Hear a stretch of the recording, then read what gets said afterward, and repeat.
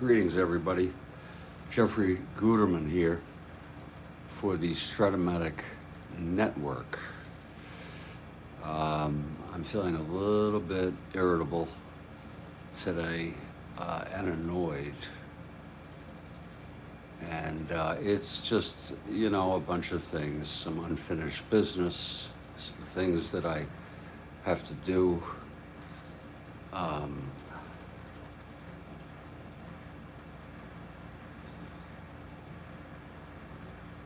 And I already started. And doing some stuff this morning, but I figured I'd go ahead. It's a long story, but I have scheduled this game for now. Actually a 9:30 start. It's the second game of a doubleheader between the Chicago White Sox and the Oakland A's.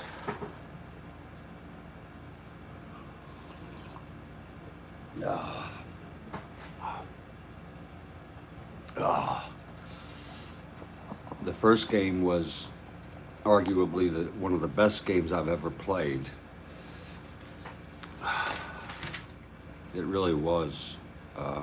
It went 13 innings and it was 2-1 Chisox. Murphy got the win, Lockman got the loss. Joe Rudy hit a home run in the bottom of the ninth to tie it. It was 1-0 at the time. And rookie Bart Johnson is on the mound. He ended up pitching great ball, but finally came out. Bottom line, after just incredible play, the White Sox took it. Now, I have several self-responsibilities which are pending, and I don't like that feeling, but they're up in the air. I'm going to take action tomorrow morning on one of them.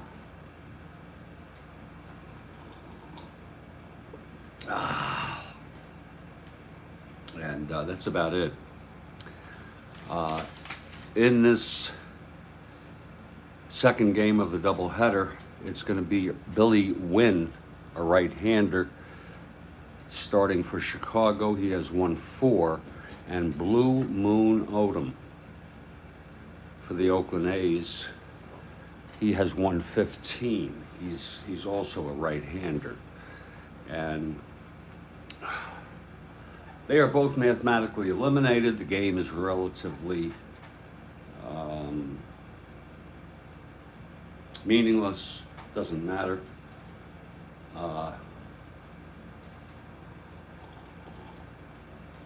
But we play it anyway. Lineups are similar. Different catchers, but otherwise they're largely the same. For the White Sox, leading off Walt Williams in right, Aparicio at short, McCraw at first, Melton at third, Christian in left field, Dwayne Josephson the catcher, Angel Bravo in center, Jerry Morales at second, and Billy Wynne the pitcher. For the A's, it's Bert Campaneris at short, leading off Kubiak at second, Hot Dog Jackson batting third, Bando in right field, Bando the cleanup hitter at third base, Brooks in left, Monday in center, Rudy at first, again playing both games of this double, Dave Duncan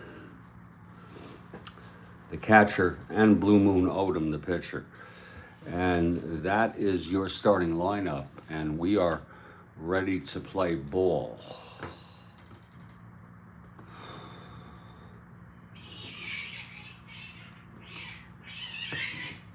Well, there's a cat out there. Can you believe that? What a sound.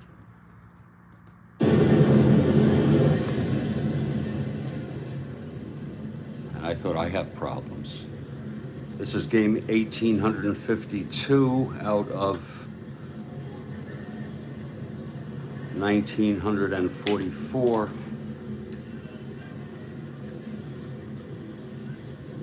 And that means we have 92 games left to play. And it's so nice to have you all here. I've already gone through some of the coffee. One of the problems is I had trouble sleeping last night. It was unusual. And I was up till about 11:15 a.m. and then I ate Cheetos. I binged on Cheetos. That's anxiety, you know. It's anxiety, it's restlessness, it's agitation, it's sleeplessness. I finally went to bed. It was such a stupid behavior. In any case, we're going to go ahead here. And we are in Oakland Alameda Coliseum, and Blue Moon Odom takes the field. And we'd love to hear from you in the live chat. Leading off for the White Sox is Walt Williams.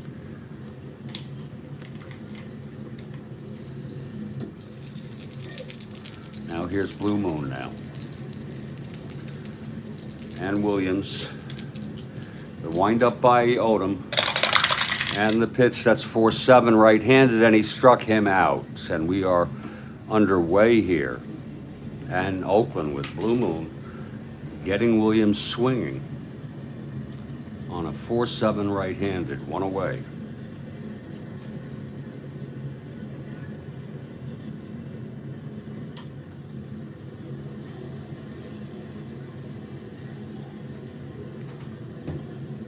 Here's a Louis Aparicio.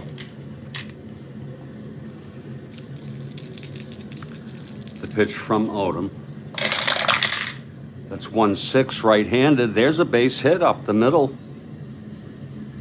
Thrown in by Monday.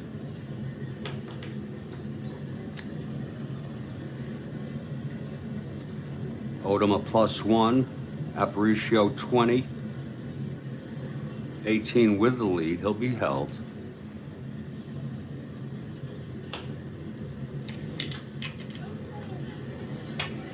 He's going to try to get the lead here on a 1-19, 1-20, 1-18. 4 and 5, he gets the lead. And he does not get the lead. So he'll stay put and be held. And here's Tommy McCraw.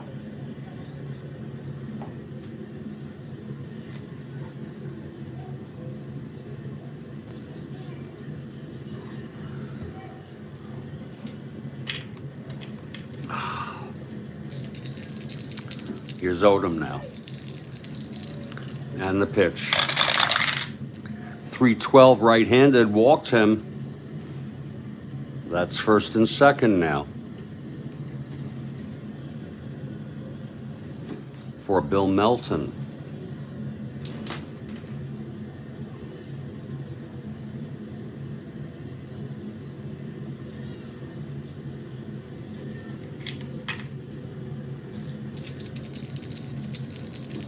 Blue Moon. And the pitch. 4-6, right-handed, flies it to center. B. And under that is Monday to make the catch.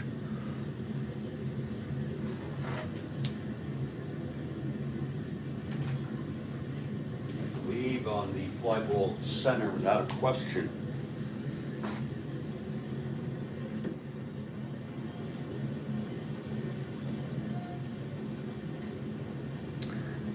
The runner on second, in this case Aparicio, can try to tag to third.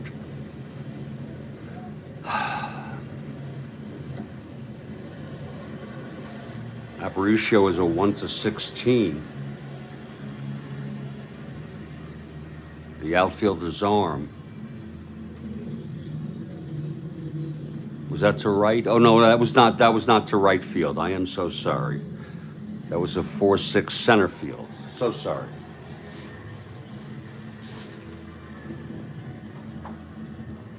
So it's first and second, 2 away, and Bob Christian is the batter.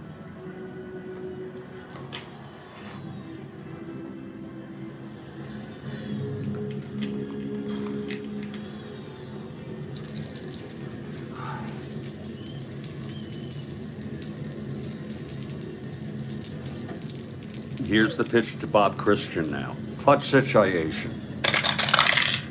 1-6 right-handed, and that is a liner to second caught by Kubiak, and the side is retired. Would have been a single one, not scoring anybody, but it was caught again on a 1-6 right-handed. Liner to Kubiak at second. The side is retired.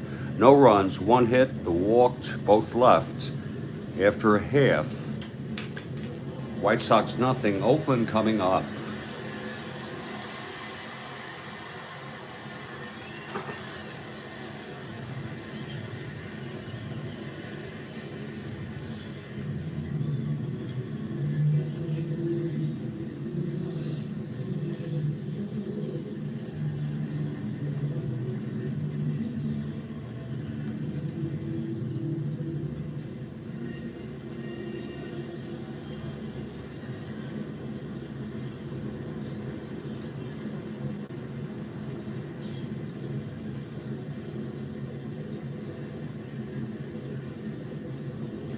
Here we move to the bottom of the first, and Billy Wynne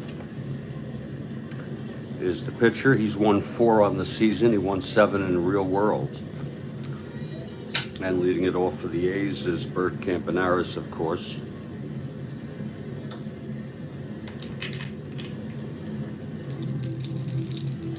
Here's Wynne now. He's ready. And the pitch to Campaneris. That's 2-11 right-handed. That's a grounder to first. McGraw has it, takes it to the bag, and there's one away. Now Ted Kubiak, switch hitter, batting left.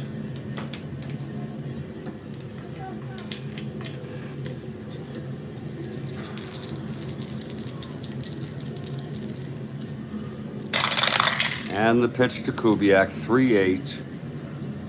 Right-handed, he flies it to center. That's an easy catch by Angel Bravo, and he makes the catch. 2 outs.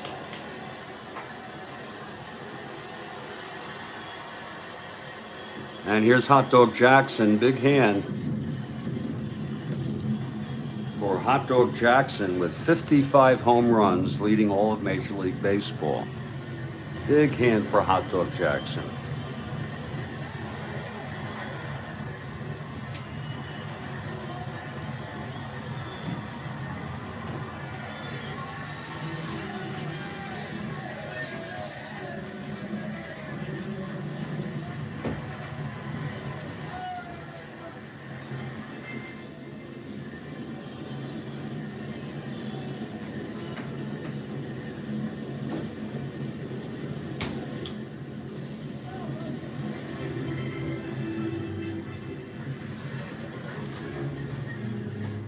Okay, here's Billy Wynne now.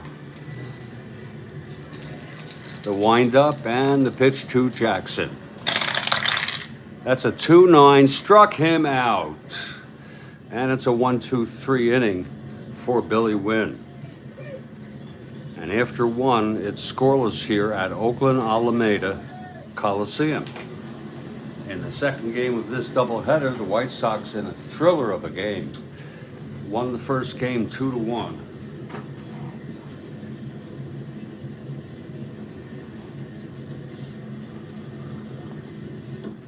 They have a solid hold on fourth place in the American League West, but they are 31 games under 500. With 9 games left, including this one, well, it looks like they'll avoid losing 100.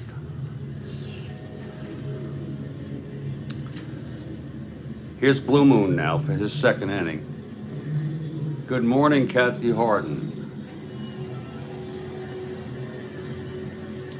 Always wonderful to see you, KH. Here's Blue Moon now, facing Dwayne Josephson.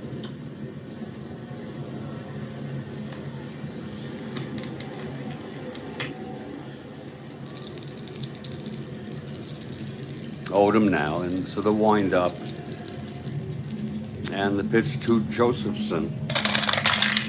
That's 1-8 right-handed. He taps it back to Odom, fields it nicely, and throws to Rudy at first for the first out here in the top of the second.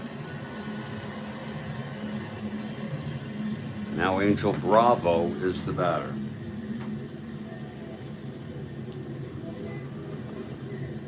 Oh. Hope you're doing well today, Kathy.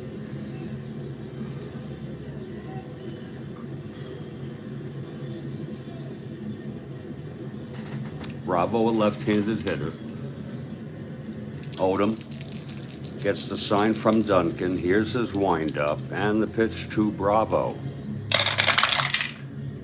That's 5-8, left-handed, grounds to second X, our first X today.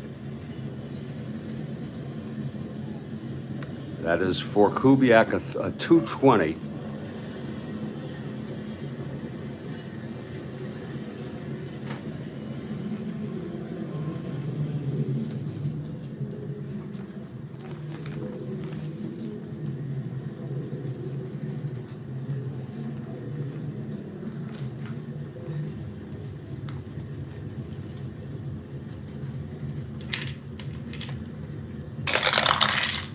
That's 22. F3 gets to it. Oops, that's the outfield. I'm sorry. So sorry. 22 gets to it on a G1. E20. Uh-oh, there's a high number, 6, 10, 15. And bet he throws him out. A nice play by Kubiak. And it's 2 away. And the batter is Rich Morales.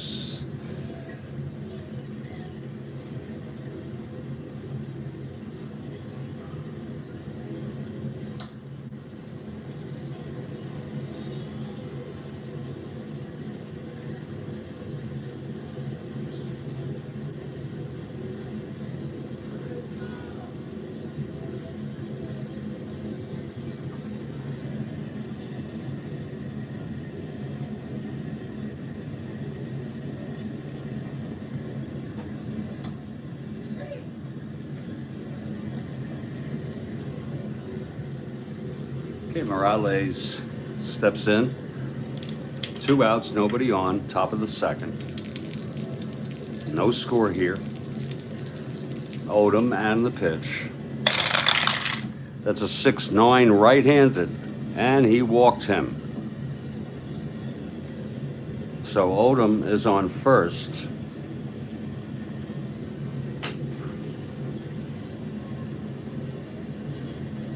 I'm sorry, Morales is on first, 2 outs. I'm so sorry. He's a 20 stealing. It's a 21 would be a 1-19 if he gets the lead. They're not going to hold him. But go for the lead on the 2. Very unlikely. No, he does not get the lead. He's not being held. He had 1 stolen base and 1 chance, 1 attempt. So Morales on first with 2 outs, and the batter is Billy Wynne. He is a 1WL.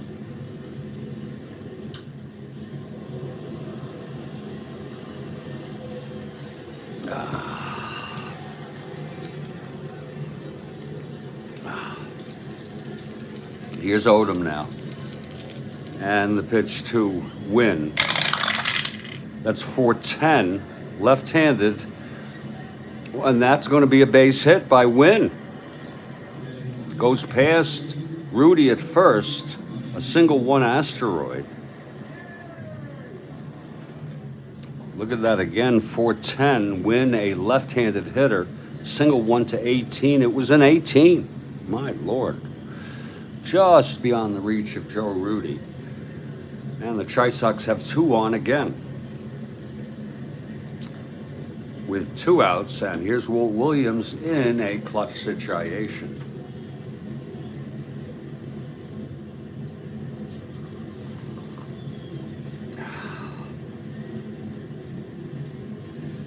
Oh, I could take some Pepto-Bismol.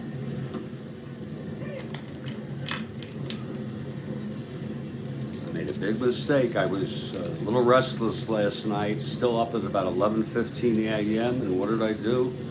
I freaking binged on Cheetos and woke up with just a little stomach discomfort here. Not the anxieties, though. Here's the pitch to Williams. It might do me good to take it. 410 right-handed, grounds to short X. That'll be for Campaneris, 328 on a 410 right-handed. Campy, 328.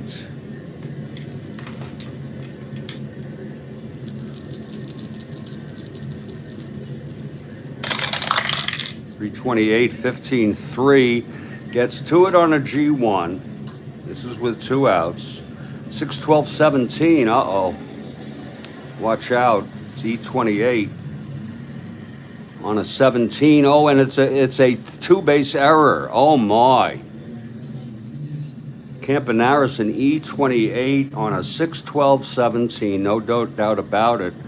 A 17 right there on an E2. It will be a G1 E2. An error. The batter goes to second. I guess we call that a 2-base error. And runners advance 2 bases. That is Morales scoring and Wynne going to third. So a very costly error by Campaneris, and that is an unearned run. And it's 1-0 White Sox here. And it's first and third, 2 outs. This is another clutch situation for Luis Aparicio. Single left on in the first. Tell you what I'm going to do. Take a couple of Pepto-Bismol.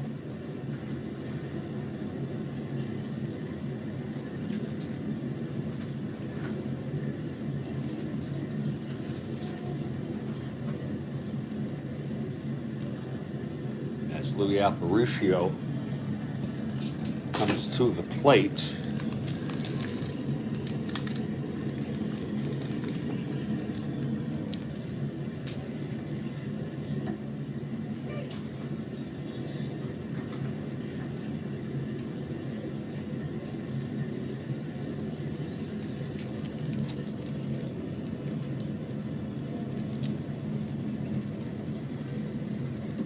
Oh, wow, I couldn't do that again if I tried, huh? Landed on its side.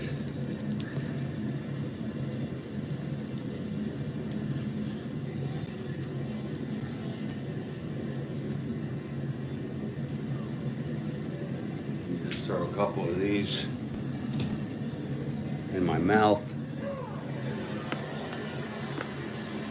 Chew them up good.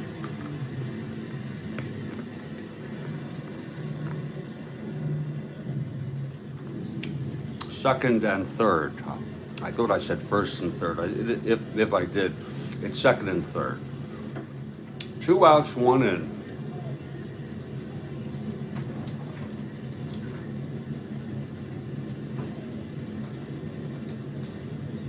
On the error by Campaneris.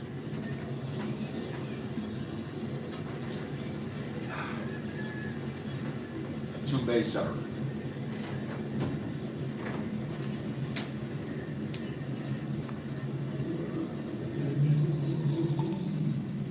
Okay, Odom from the stretch. Trying to get out of this. The pitch to Aparicio. That will be 6-5 right-handed. Oh my. It's a base hit. 2 asteroids. Both runs will score. 6-5 right-handed off of Blue Moon. Wynne scores, it's unearned. Williams scores, certainly unearned. And Aparicio makes it a 3-0 ball game here in the top of the second. There was no run batted in for Williams, who knocked in Morales with the 2-base error. And now Aparicio on first with 2 outs. This is all with 2 outs. Blue Moon started the inning, retired Dwayne, Josephson, and Bravo. And then walked Morales, Wynne singled, and then the 2-base error by Campaneris, and now the single by Aparicio. And it's a 3-0 ball game. Oh. Aparicio 1-19, 1-20, 1-18 with a lead being held. He'll go for the lead, 4-5. He does not get the lead, but he's being held. He will not go. And it's Aparicio on first, 2 outs, and here's Tommy McCraw. Top of the second here, 3-0. White Sox on 3 runs here this inning. Here's the pitch to McCraw, 4-6 left-handed, and he struck him out. So that's the second strikeout for Blue Moon. 3 unearned runs, tough inning for Blue Moon. He made his own contributions to this with a walk and 2 singles, but the 2-base error really did it. The 2-base error on a ground ball hit by Williams by Bert Campaneris, the shortstop, and we've gone 1.5. It is a 3-0 ball game.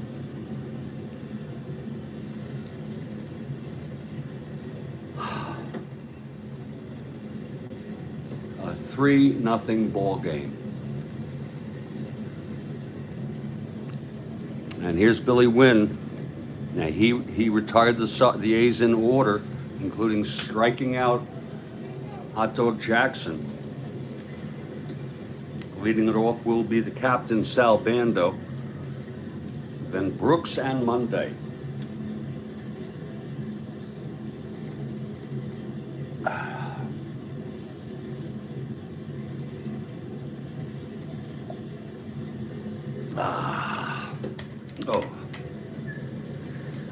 Oh, God.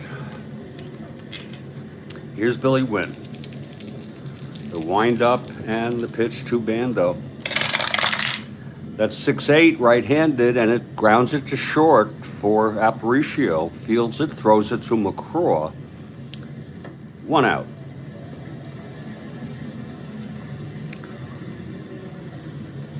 And here's Bobby Brooks.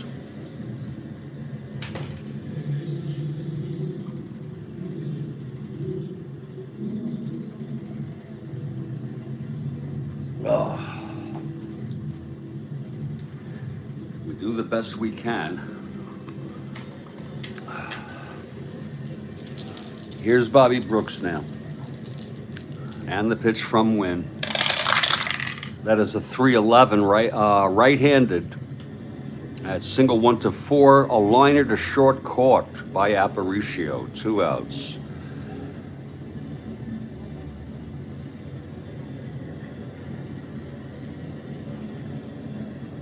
And here's Rick Monday.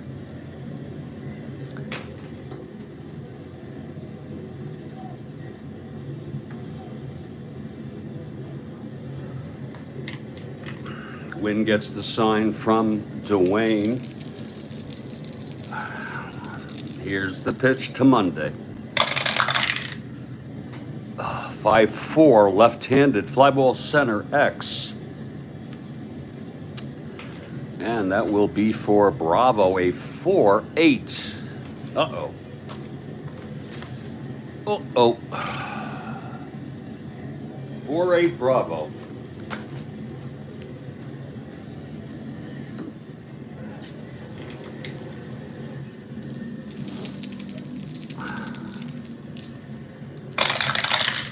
It's going to be 4-4.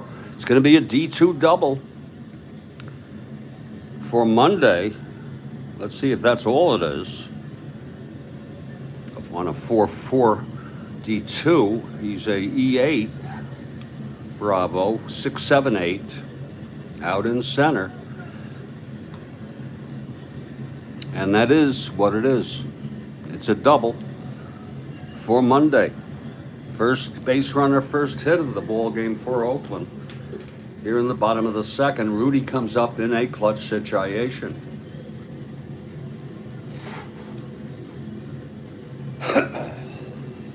Lord. Oh, Christ.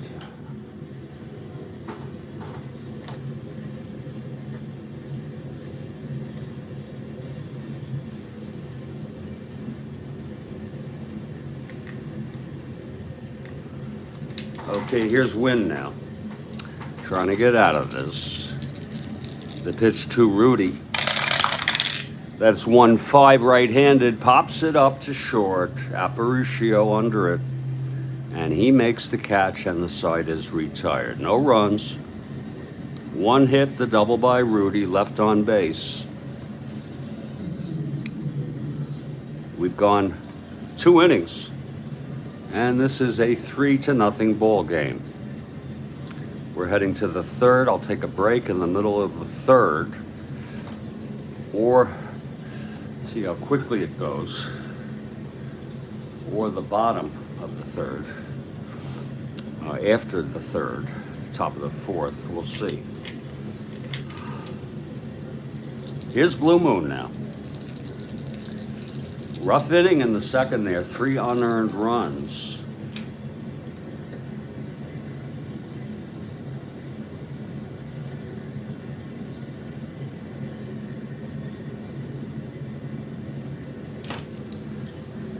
Nothing Chisox. Here's the pitch to Melton. That's 1-7 right-handed. Single 1-4. It's a liner to second. Kubiak makes the catch, and that's 1 away. And now Bob Christian is the batter.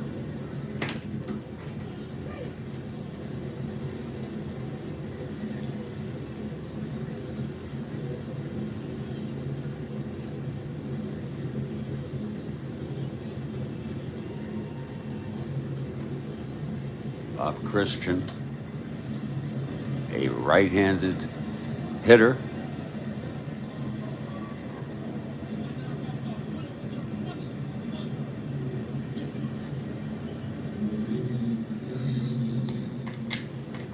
Okay, here's Blue Moon now.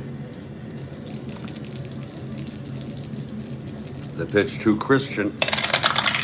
That is a 1-7 right-handed, grounds it to short. For Campaneris, he's got it this time, and he throws it over to Rudy for the second out.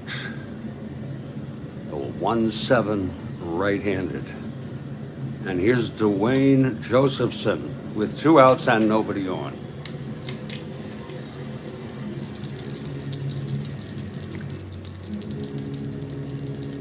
Blue Moon into his windup. The pitch to Dwayne. That's 6-8, right-handed, walked him. I'll tell you, he's got some walks on his card there.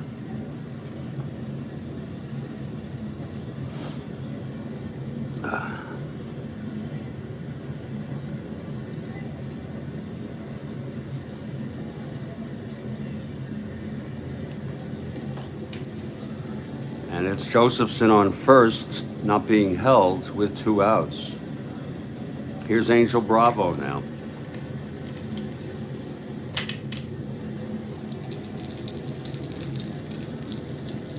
From the stretch, Blue Moon. And that's a 1-11 right-handed. He pops it up, foul territory near third base. Bando going, plenty of room to make the catch. There's plenty of room there, as I recall, in the Oakland Alameda Coliseum.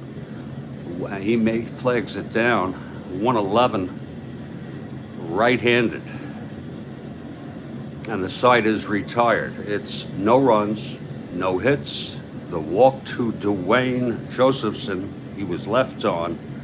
We've gone 2 1/2 at the Oakland Alameda Coliseum. It's Chicago White Sox 3, Oakland A's nothing. Second game of a double. White Sox took the first game 2-1. This is September 23 in our 1969 replay. We're winding down. For those of you interested, the Orioles have clinched the East in the AL. Twins clinched the West in the National League.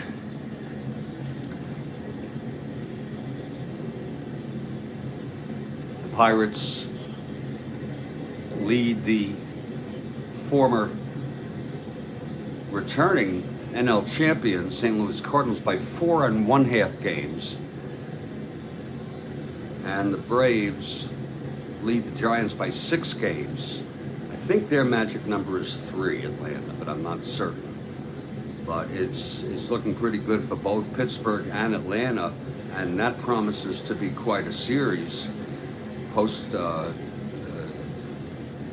season divisional playoffs, the first ever in Major League Baseball history. And it's coming up. I'm telling you, it's coming sooner than later. We have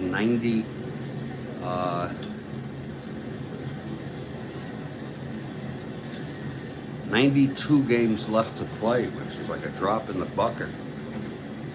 That's about 3 months, give or take, if I play one a day, and that would put us in July, August, wow, July, August, September.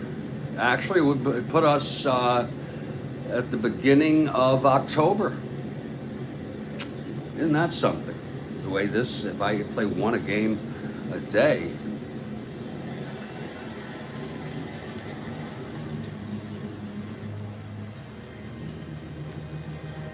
might coincide.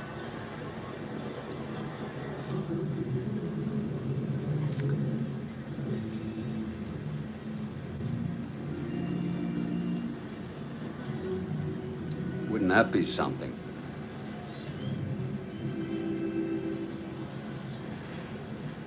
Now it's much longer.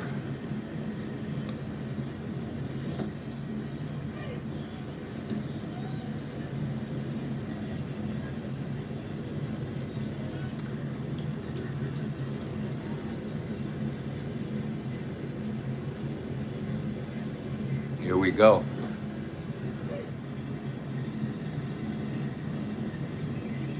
October 1 is when the wild card starts. So there is a very good chance that our postseason will be coinciding. I'll be playing one game a day for sure, because there's a very good chance that I could time this easily with the real world postseason. That would be very cool. Again, I'm Jeffrey Goodham, and this is the Strat-O-Matic Network, and I will be back in just a couple of minutes.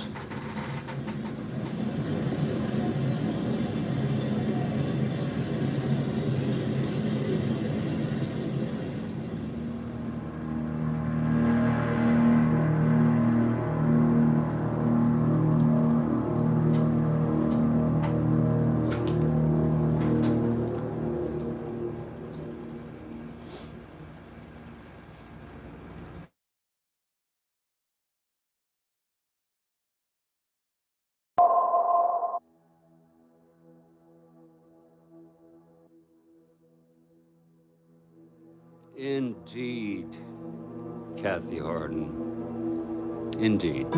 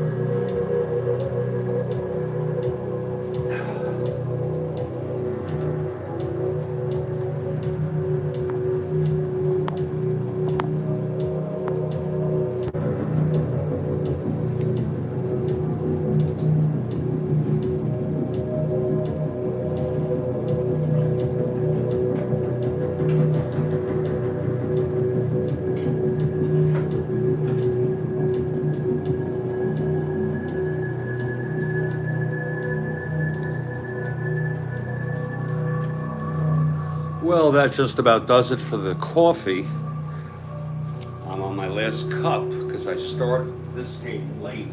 I started my coffee early, but I may make some more as I struggle here to cope with everyday life.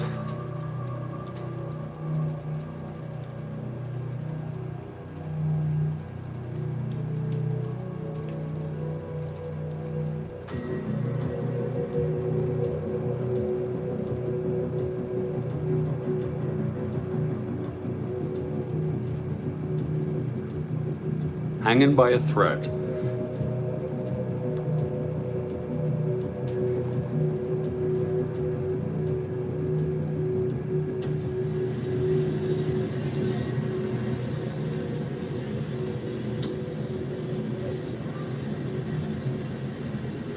We are in Oakland, and it's the second game of a doubleheader. It's a 3-0 game. White Sox 3 unearned runs in the second. And the A's come up bottom of the third. Billy Wynne on the mound. He allowed a double to Monday in the second, and that's been it. And Dave Duncan will lead it off.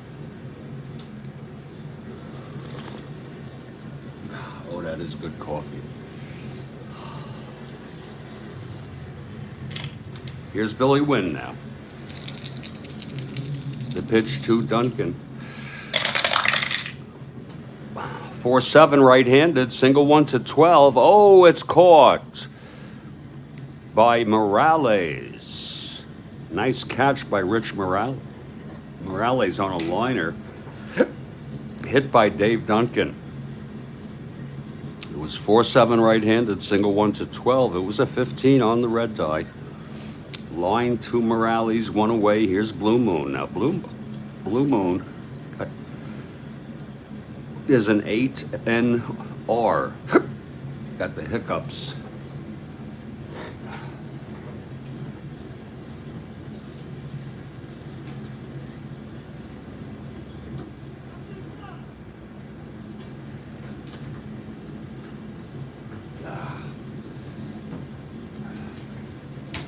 Blue Moon, very good at hitting pitcher. Here's Billy Wynne. And the pitch to Blue Moon. That's a 5-6 right-handed fly ball center. Got a good hit on it, but Bravo goes back, takes a few steps, and makes the catch. 2 away. It was nicely hit by Odom, but caught by Bravo. 2 away. And here's Bert Campanaris. He grounded to first in the first.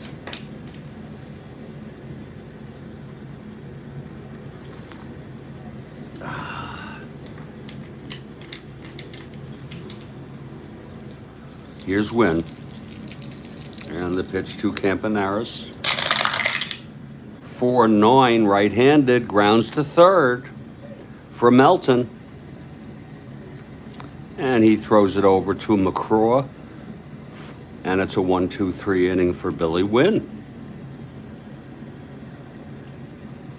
The side is out. It's still 3-0. Chisox. We head to the top of the fourth. Blue Moon will face Morales, Wynne, and then top of the order, Walt Williams.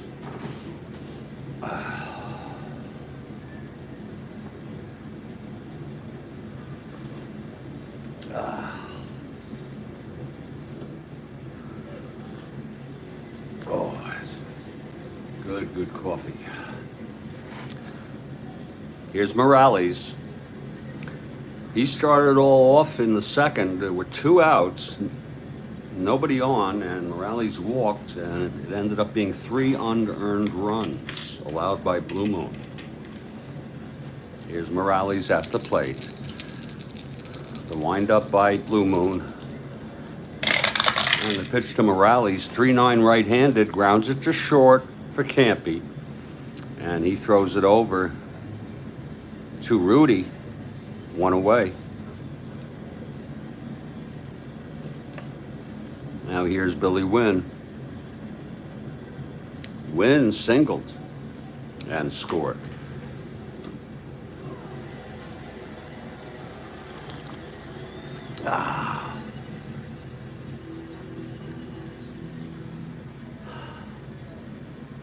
That was on Aparicio's base hit.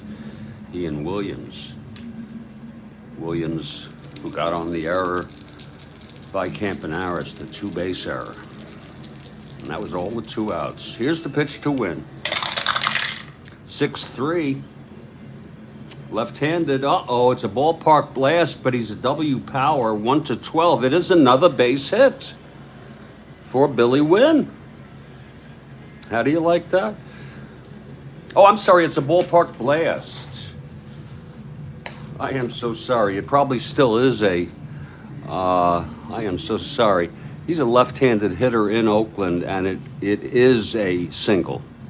1 asteroid. It still is a single. So Wynne on first, he's 2 for 2. 1 out, and here's Walt Williams. 2 singles by the pitcher off Blue Moon.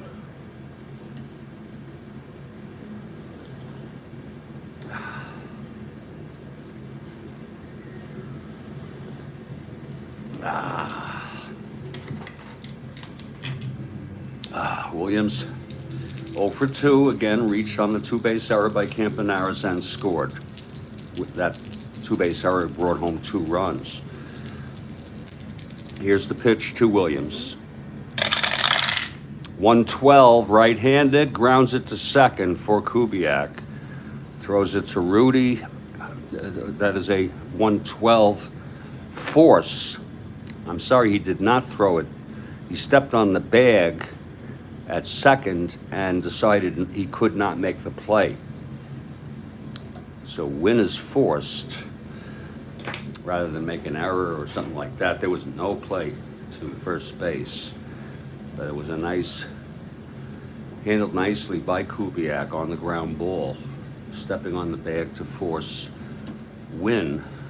2 outs, Williams on first. Williams 1-15 with Blue Moon, 1-16, 1-14 with a lead. That is a borderline call. We're gonna roll for it. He is not being held, and he's not going for the lead. Ivan has arrived.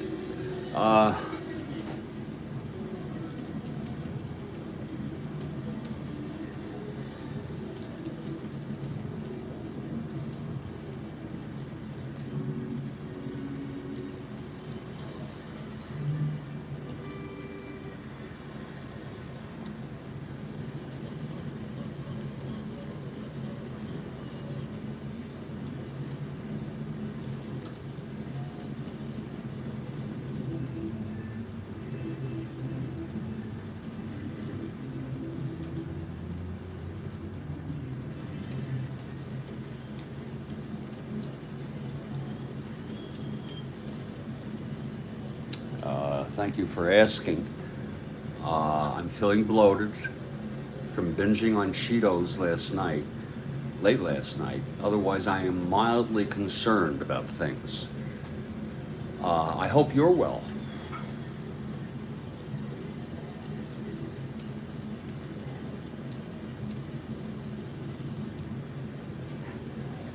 Okay, Williams on first, 2 down. Here's Louis Aparicio.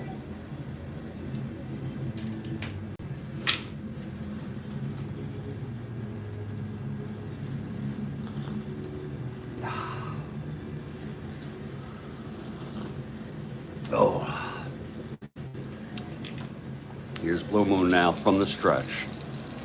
Aparicio 2 for 2. Left on twice. That is 6-8 right-handed. He walked him. It's first and second with 2 outs. Another walk by Blue Moon. He averages about 4.5 a game per 9 innings. 6-8 right-handed. First and second, 2 outs. And McCraw comes up in a clutch situation.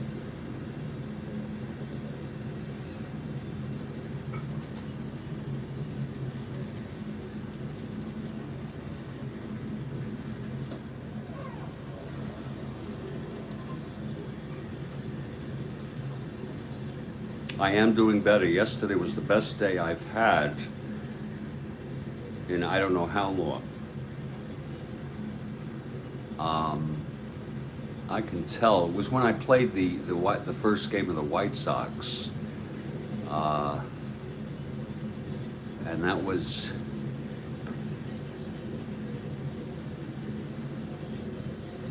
Lord, I'll tell you, that was on June 30. I thought that was the best day I had. You know, I am just looking. It's kind of hard to remember, but I'm looking right here. Yeah, it's, yeah, it looks like that was it. I forgot yesterday. Oh, my play-by-play. Oh, thank you.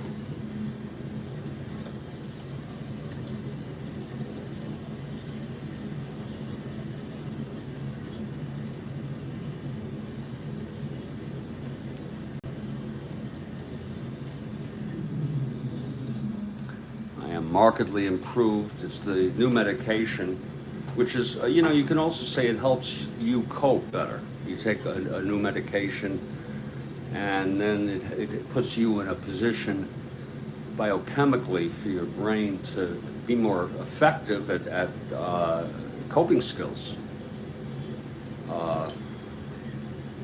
I still have concerns, though. I still have great concerns, and you know, a tragedy or a major incident could send me for a loop, but wouldn't that be with anybody? Okay, here's Blue Moon in trouble again, and Tommy McCraw, and thanks for your concern. He walked and struck out, clutch situation. McCraw is a left-handed hitter. Didn't realize play-by-play. Oh, Ivan, isn't that nice of you? 2-12, right-handed, lines it to second again to Kubiak, and he makes the catch. A 2-12, right-handed. Side is retired. Odom gets out of it, no runs, 1 hit, the walk, 2 left on. And I want to thank you, Ivan. You're true. That true. That is so true.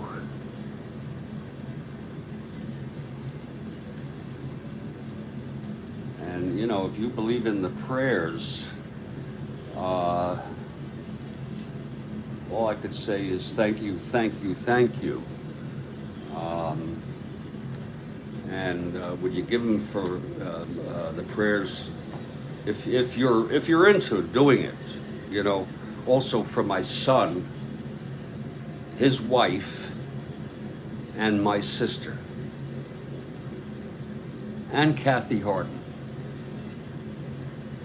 and yourself while you're at it, okay?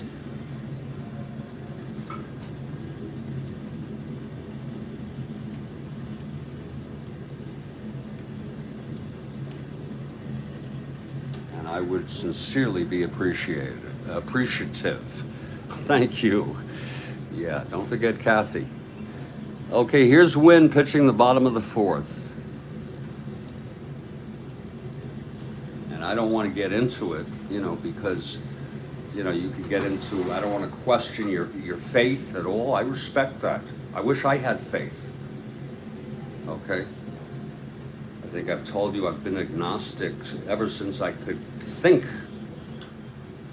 you know. since about, oh, I don't know, age 6, you know, maybe when I really started to think deeply about the idea of a God.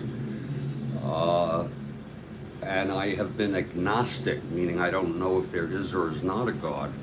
And I have questions. You know, I wonder, you know, you pray for me, and if I get good results and it helps, that's great.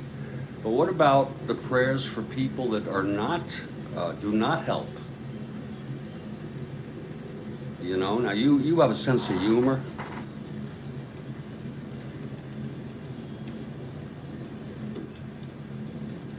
You have a sense of humor, Ivan?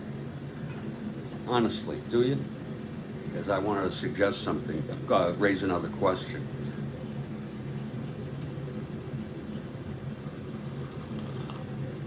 My question is, why are some prayers not met? And is it because God is busy and he can't do it all? He can't answer them all because he's just so busy. Or is it just an unknown? Now that's the humor part. The sincere part is we don't know. God works in mysterious ways, right? So here's Wynne. He's shut out the Oakland A's, and for 3 innings is only allowed a double to Monday. No one else has reached base, and Ted Kubiak will lead it off.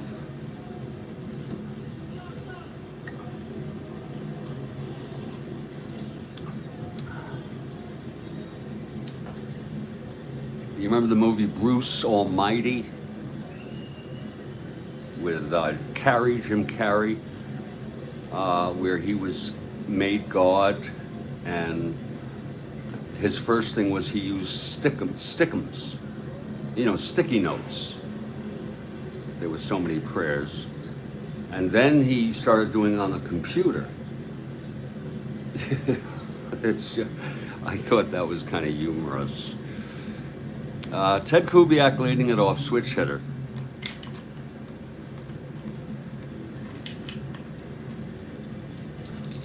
Batting left. Here's the windup by Wynne. And the pitch to Kubiak. That is a 4-10 left-handed. Catcher X.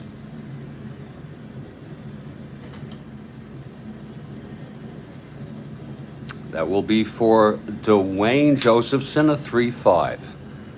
And you know, I respect your faith. I really do. It must be a wonderful thing to have that reassurance. 3-5, Dwayne Josephson on the catcher X. I'll read your response in a moment. 19-3. It's a dribbler in front of the plate. A G2 dribbler and a 6'8" 10 Christian in E14. And it looks like he's going to get that dribbler and throw out the runner.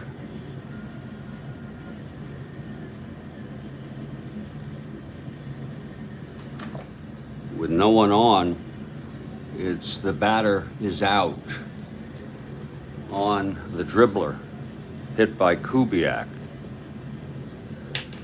Dwayne jumped on that nicely. And get ready for Hot Dog Jackson now. We can't always know the mind of God, Morel writes. I believe he does answer all prayers. Sometimes it's a yes, sometimes it's a no, and sometimes it's a wait. It may not be answered in the time that we hope. Very interesting.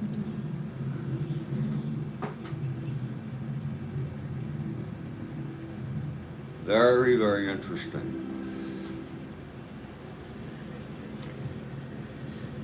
So they don't necessarily all get answered. Some of the prayers that you are giving from me may not be answered. It may get to a point where if I'm doing better now, he's going to say no to maybe some of your prayers, because he's going to say that Guterman is doing better now. Let him now function and live with his free will in his own way, because he doesn't like to mess with free will. Here's Hot Dog Jackson now. But again, I'm agnostic, and I hope you respect my agnosticism as much as I respect your faith. Here's Wynne. And the pitch to Jackson. That's 3-7 right-handed. Walked him. So Reggie draws a base on balls on a 3-7 right-handed. And Reginald, a 16, being held would be 1-14. That's definitely a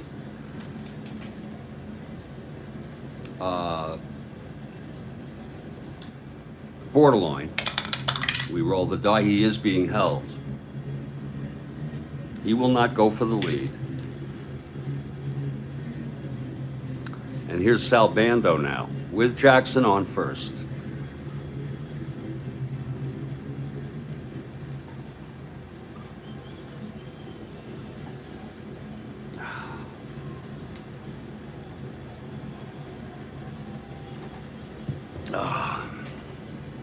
Bando granted to short in the second.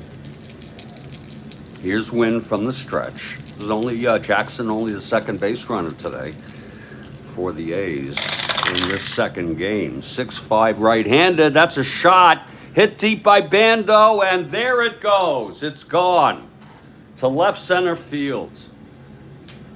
A 2-run home run for Bando. The A's are now only 1 run behind. Let's look at that again. It was 6-5 right-handed, end home run 1-9.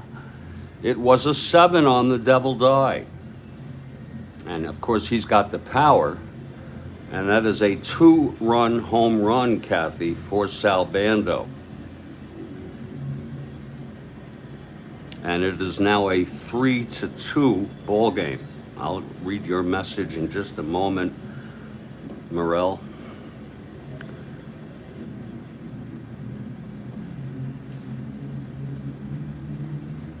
We enter home runs in real time here.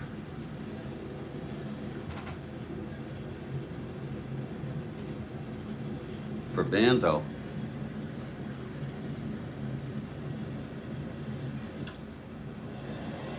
That is home run number 18. He had 31, so he's significantly below expectations in this replay, which, you know, that happens. Let me get back to the point you're making. Oh, thank you. Yeah, your belief in God gives you hope. We don't have to agree, and we have our enjoyment of SOM that helps we can agree on. Isn't that well said, Ivan? That is so well said.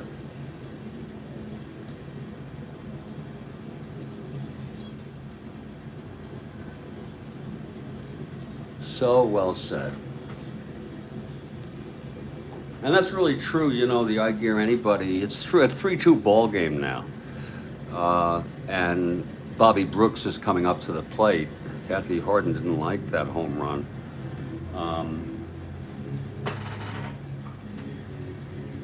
A lot of people, including me, I guess I have the tendency also, and I think I've let go of it a bit, have a need to be right, a need to be seen as right.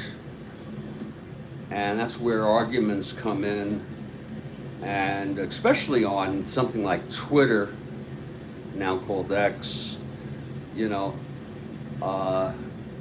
And so when you really, really think about it, you give up the need for that and say, let people think the way they want, as long as they don't act in ways that infringe upon others' rights. And also, if people act in ways that you find offensive or you don't like, or then you just don't involve yourself with them. But you don't have to get into an argument to be right. That's what I think. Here's Bobby Brooks.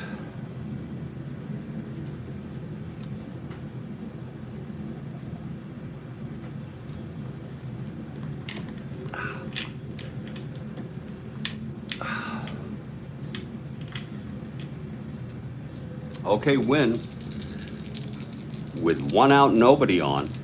Here's the pitch to Brooks. Yeah, we both like SOM. 5-6 right-handed, fly ball center. Bravo makes the catch, 2 away. We both like SOM. Could I ask how old you are, Ivan? And when you first started playing SOM? May I ask that? Ivan Morel Francis says, I don't mind sharing my faith, but I don't feel the need to win an argument. That does more harm than good. You're right. You're right.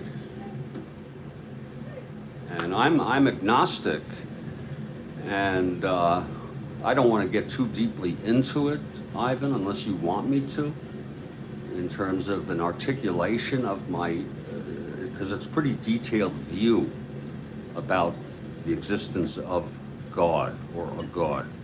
If you want me to, I will. It takes about a minute. But that aside,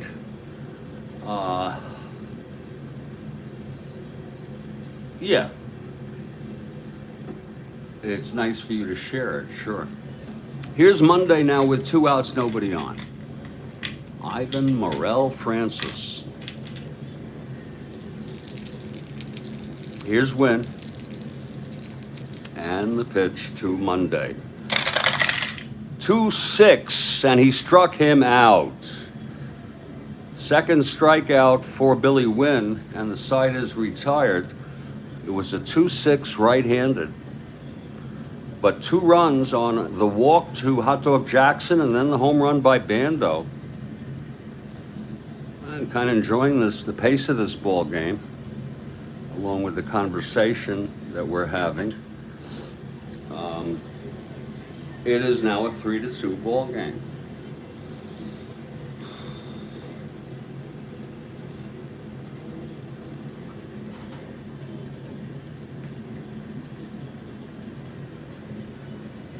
My Lord.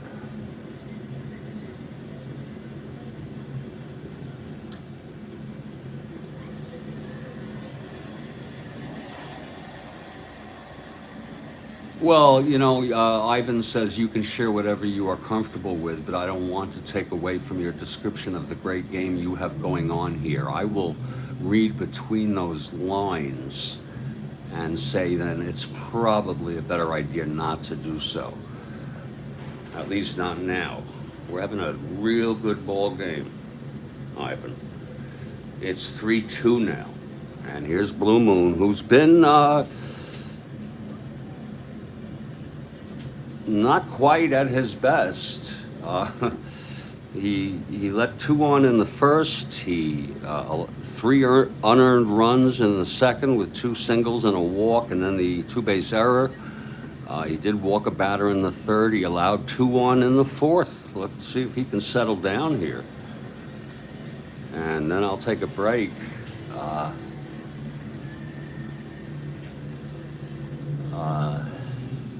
After this inning.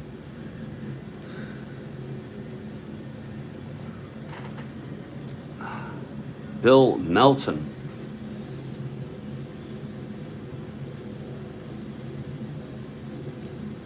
Will lead it off.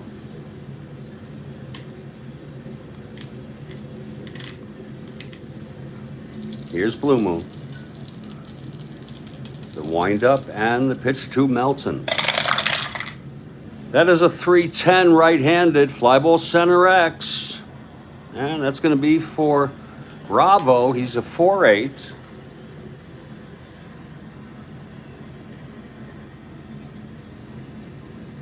Wait a minute. Wait a minute. Wait 1 minute here. Oh, no, I misread that. 310. I was reading 610 on Odom's card. Excuse me. It's a ballpark blast by Melton with a 3 on the 20 die. Whoa, he's got the power in Oakland, and it's spacious out there. He is a right-hander, and it's gone. It's 1-4 home run. How do you like that? That was almost an error there. Melton has now made it 4-2 with the home run off Odom, and there's action in the Oakland bullpen. Bill Melton with the home run. Let's look at that one more time now. Again, it's a 3-10, and what I originally did was I looked, because sometimes the 3 column, you think of this as the 3 column, and it looked like center X. We will take that out, and it's a ballpark blast. And it was a 1-4 for right-handers in the spacious Oakland Alameda. It was blasted by Melton. And I'm going to check your message in a moment, but if you don't mind, I'm just going to throw this in. I do the home runs real time. Makes it a 4-2 ball game. For Melton, that is number 21 on the season.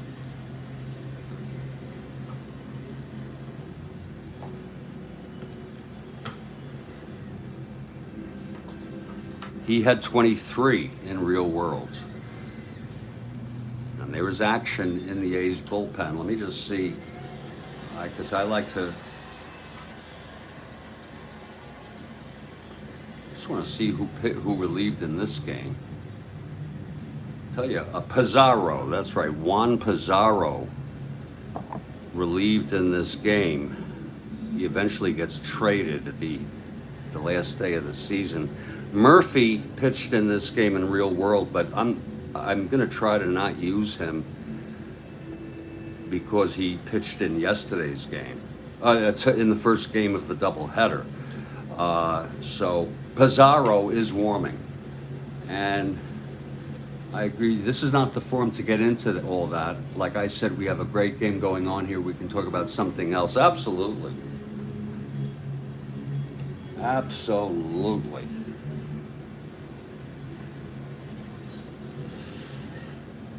Okay, Odom. Shaky start here. That was an earn run. It's 4-2. Chisox. Here's Bob Christian. And the pitch to Christian. That is 4-11 right-handed. Grounds it to short. Campaneris has it. Throws it to Rudy. 1 out. Hey, Jimmy Jam has arrived.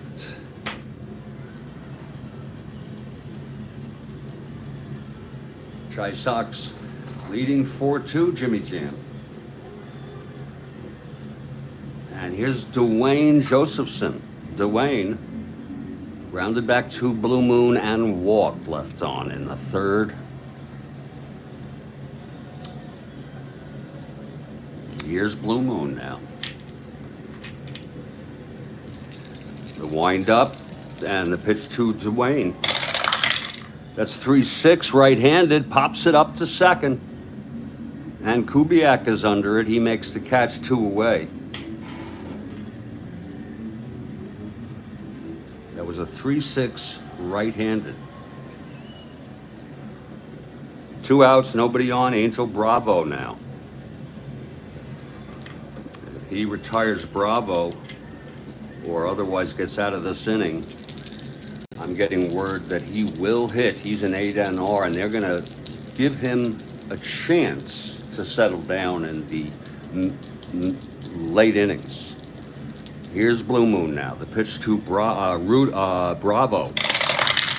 1-3, and he pops it up right behind the plate. And Duncan is going to get to it and make the catch, and the side is retired. But there was one run on the leadoff solo home run by Bill Melton. And Blue Moon has allowed 4 runs, 3 of them unearned. We have gone 4 1/2 innings. It is Chicago White Sox 4, Oakland A's 2. This is game 2 of a doubleheader. Chicago won the first game, 2-1, a thriller. I played this one on Sunday, I believe, and it just was too amazing a game for me to try to describe, and I call it maybe the best or one of the best games I ever played in Strat-O-Matic, meaning the fun, the strategy, the suspense, etc. We are on September 23 in our 1969 replay. My name is Jeffrey Guterman. I'm going to take a break for about 2 or 3 minutes, if it's okay with all of you. And then we'll come back and we will continue this ball game. This is the Strat-O-Matic Network. Indeed.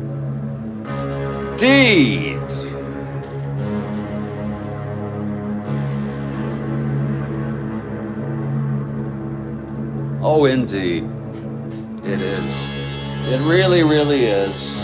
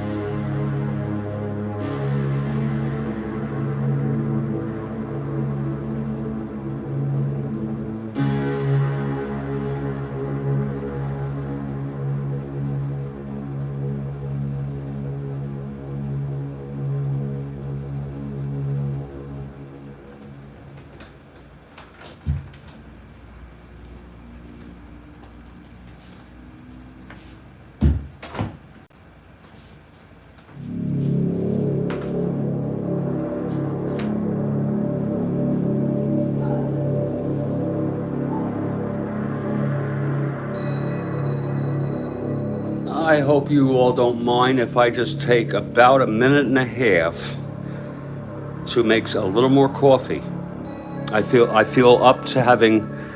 I've had 11 cups already, even though they're really. I use a mug, so I'm just gonna make a something like a 6 cup right now. I'll be right back.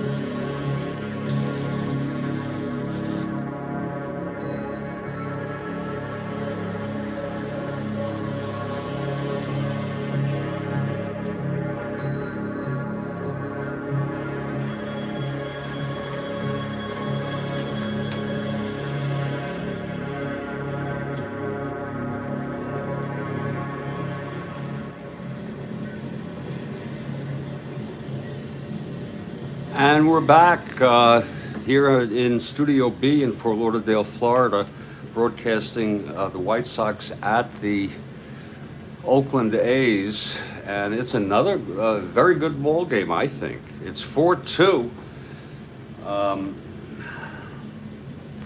and Billy Wynne comes out. His first endurance is the 7th, Blue Moons is the 8th. And leading it off will be Joe Rudy, then it will be Dave Duncan, and we assume it's going to be Blue Moon.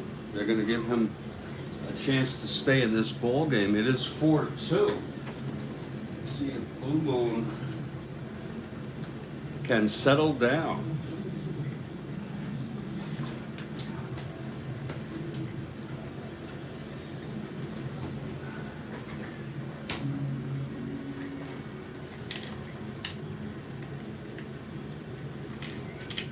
Okay, here's Billy Wynne now. He allowed the 2-run home run to Bando in the 4th. Here's the pitch to Rudy. That is a 3-4 right-handed, grounds it back to Wynne. He fields it and throws it to first. McCraw for the first out. 1 away. Now Dave Duncan, the catcher. He's 0 for 1.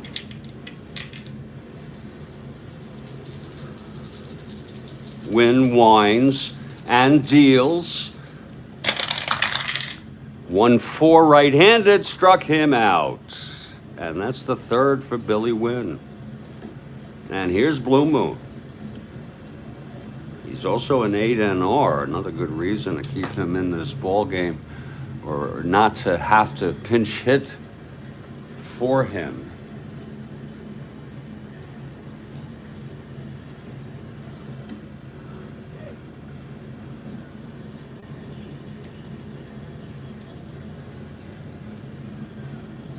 Billy Wynne, now age 80 years old, still alive.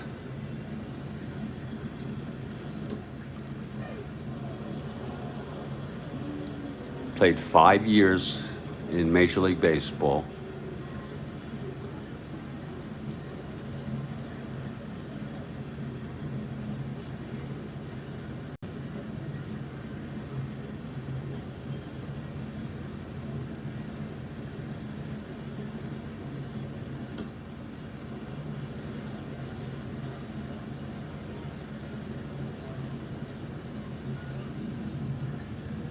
Wynne just steps off the rubber a moment.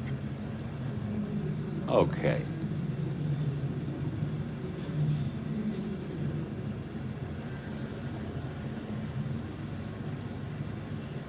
Okay, Wynne is ready now.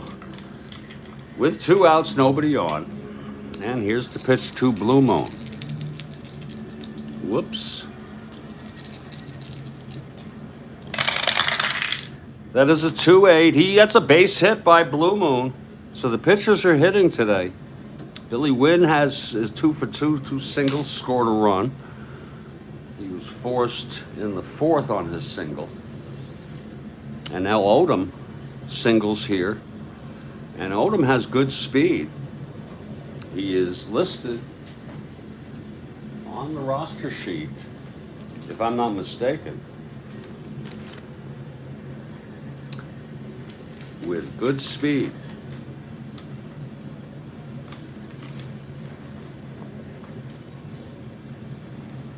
As you can see, Blue Moon is a 1-14. He has no change in stealing. Okay, and I don't know how you do stealing in super advanced with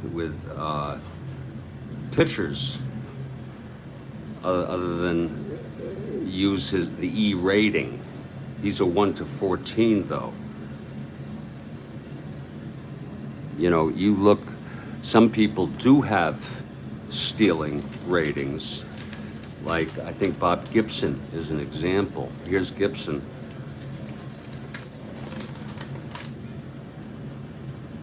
He's a 1-15. I don't know what. Well, B would be if you're playing basic or advanced, but there's his, you see, there's his super advanced stealing. But for Blue Moon, he does not have it. So, but he's a 1-14.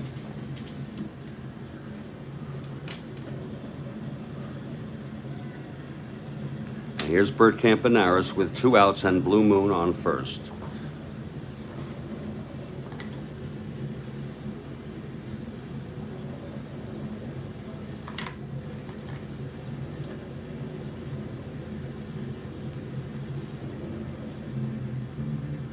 Okay, Wynne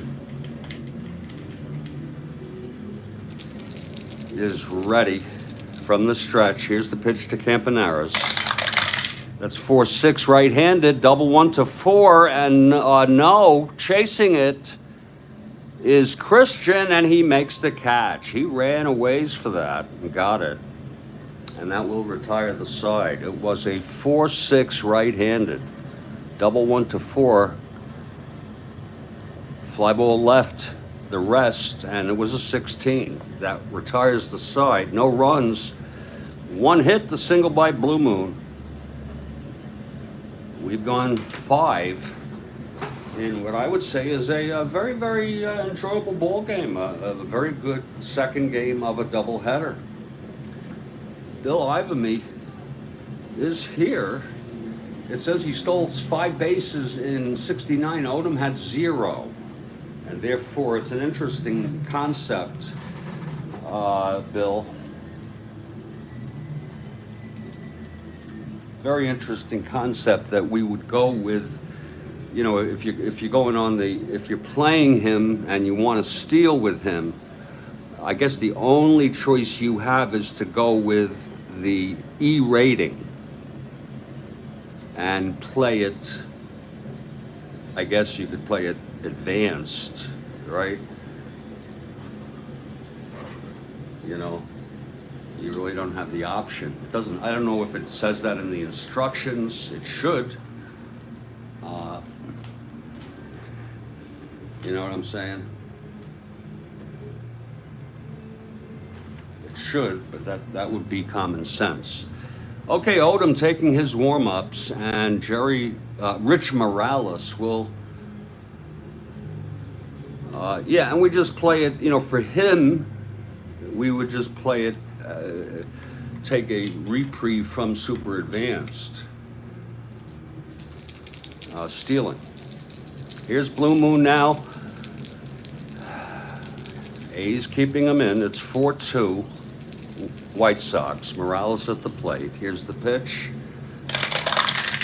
And that's a 3-9 right-handed. Grounds it to short for Campaneris. And he throws it to Rudy, one away. And here's Wynne. Wynne's first endurance is the 7th.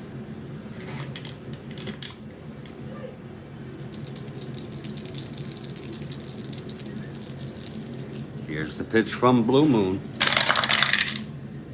That's 5-5. Left-handed, struck him out. That's the third strikeout for Odom. 2 down. 5-5 left-handed. Nobody on with 2 down, and here's Walt Williams.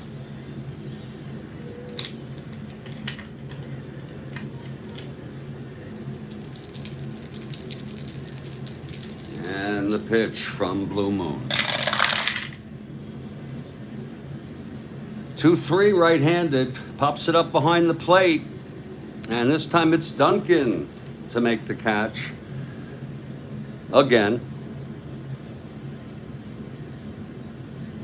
In foul territory behind the plate, just a little bit to the side of the plate. It was a high pop-up. The side is retired, a 1-2-3 for Blue Moon, and this is what the A's have been banking on, is that Blue Moon will settle down here in the late innings. And it's 4-2. Chisox. And now Billy Wynne comes out. Again, his first endurance is next inning. And he'll face, I guess, the so-called heart of this order. Kubiak, Jackson, and Bando. I believe that Green is hurt. I have not seen him in the lineup recently. The second baseman, Dick Green. Juan Pizarro no longer warming in the bullpen. And if you don't mind, I'm just going to go get myself a cup of coffee. Oh, Ivan has a trivia question. Middle of the 6th, that would be now. Lord, Ivan Morel Francis. That is, we are in the middle of this. Oh, bottom of the 6th. You got it, Ivan. We call that top of the 7th also. It's both, Ivan. Ivan Morel Francis with a bottom of the 6th / top of the 7th question, which I am very much looking forward to. I got the music ready, Ivan.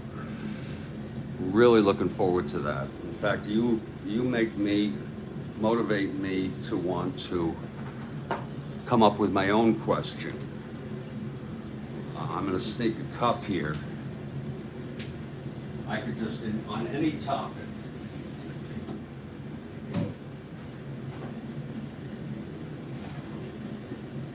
Kathy started this tradition, and it's been picked up and followed by many.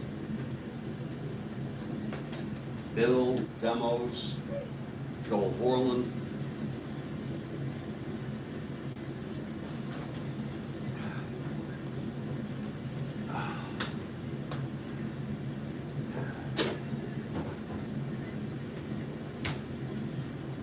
Let's take a little milk here. I'm gonna need water today. Some sort of protein meal.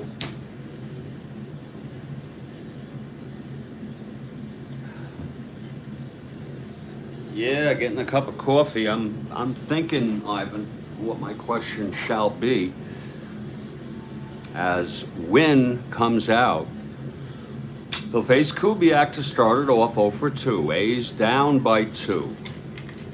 Here in the second game of the doubleheader, they won the first one in a thriller of a game in 13 innings, 2-1. Here's the pitch to Kubiak. That is 5-3, switch hitter batting left, flies to left X.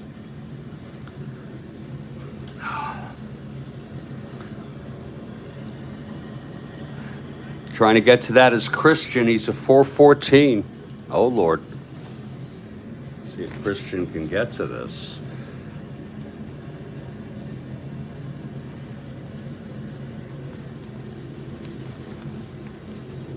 See, we savor the super advanced X reading situation. Christian, a 4-14. That's a 5-4. It's an S2 base hit. At least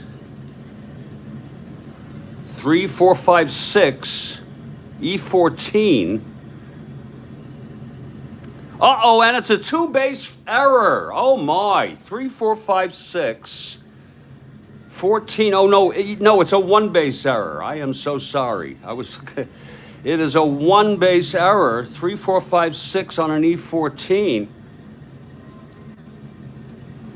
And that's going to be an S2. E1. He may be on third.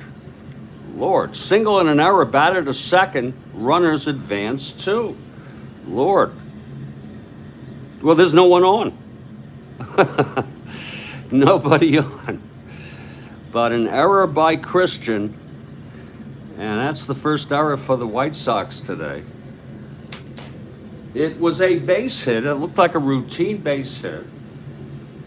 And then he bobbled it. It just seemed to bobble, and then he lost it, giving the alert Kubiak a chance to go to second on the hit,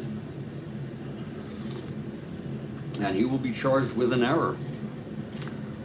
Here's Hot Dog Jackson now. Hot Dog with 55 home runs, 6 behind Roger Maris, the all-time home run leader. In our 69 replay, we act as if it is 1969. None of that stuff that happened after it has happened yet. You know, I don't know who has the record. Is it 70 by Barry Bonds? This is outrageous. Just in time for the dog demos. Kubiak reached on a single and an error by Bob Christian. Here's the pitch to Jackson. They're pitching to him. 4-2 left-handed ballpark blast. 18 left-handed.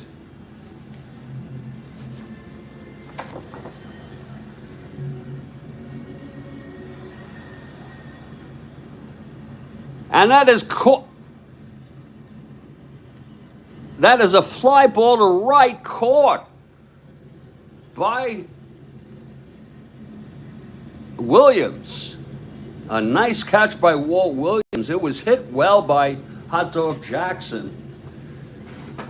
There's a lot of mustard on that, but no sauerkraut.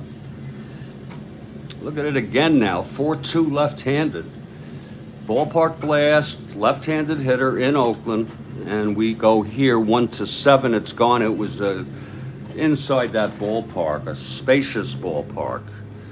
And now, because it's a fly ball to right B, Kubiak does have the option to tag.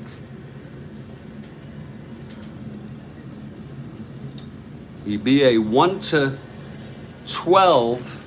1-13.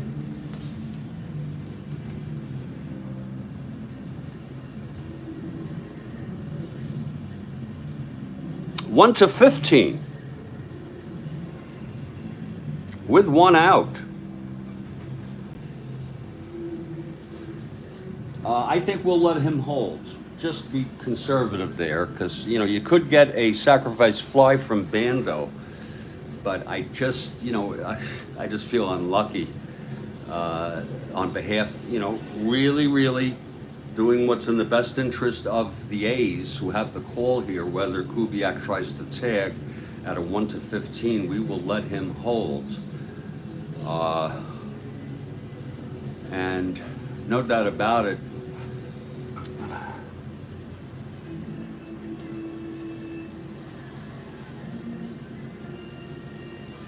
no doubt about it, it was hit well with mustard, but the buns were small.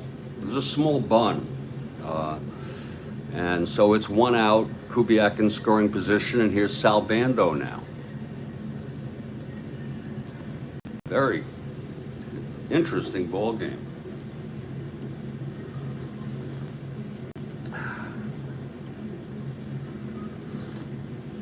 Oh, that's good coffee. Joel Horland. Now, before we proceed, oh, you'd send him. Okay, Joel Horland is noting, we're talking about Kubiak here. 1-12.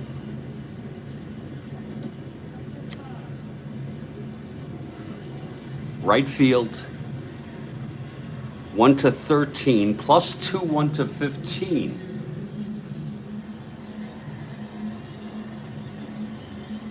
I don't understand what you mean 16-19 holes. I do not understand what that means.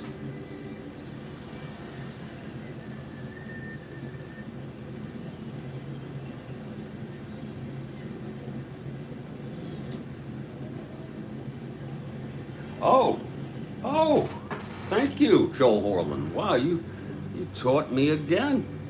Folks, rule number 14.3. Whoa.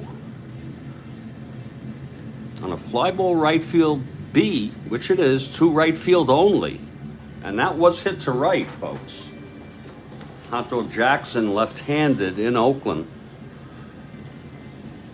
That was hit to right, B. There it is. We're checking the rule. A runner at second may advance with this calculation. 1-12, +2, 1-14.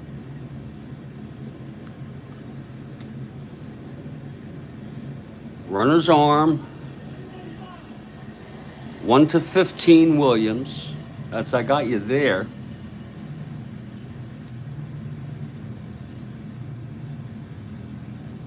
Roll the 20 die. However, the only out chance is the split chance of 20. Oh, it's a good chance if the roll is higher than the highest safe chance. But lower than 20, the runner holds at second base. We're going to send him. I just learned something. So again, it's going to be 1-15. Thank you, Joe Horland.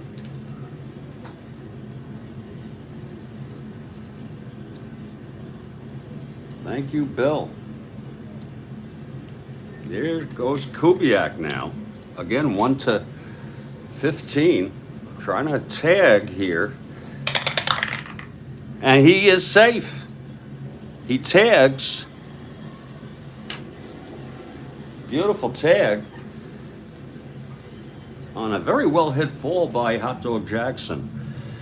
And it's 1 out, Kubiak on third base, and now Sal Bando has a chance to knock him home with a fly ball. Or a single one asteroid even. 4-2 Chisox. I learned something. I didn't go that far in that rule. I added a second bracket to my notation. Boy, that makes it really a good chance for almost anybody. You know? Almost anybody. The only way you could be thrown out is at 20. You could hold. That seems strange. Okay, here's Bando. He hit the 2-run home run. Wynne from the stretch with Kubiak on third, 1 out. The pitch to Bando. That's going to be 5-6 right-handed. Fly ball center. And he comes home to tag Kubiak. And it is a 4-3 ball game, no question. 5-6 right-handed. Fly ball center B. Oh yes, demos, no doubt about it.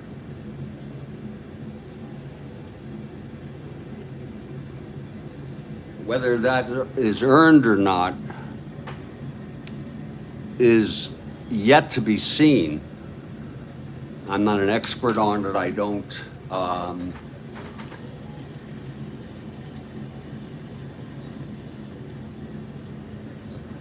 it is a devil die, and that's 2 outs, 4-3 ball game. Wow.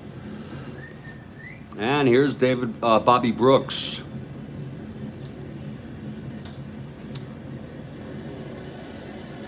If he is retired, this could be an unearned run,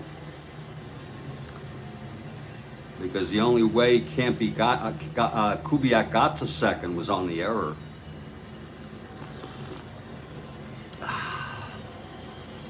If there is not something like a base hit before the inning is retired. Here's the pitch to Brooks. That is a 5-7 right-handed. That's a grounder to second, X.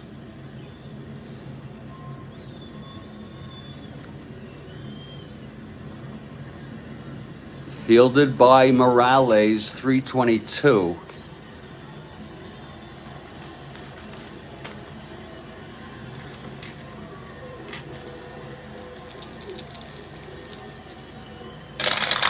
.322, 16-3. It's a G1 gets to it.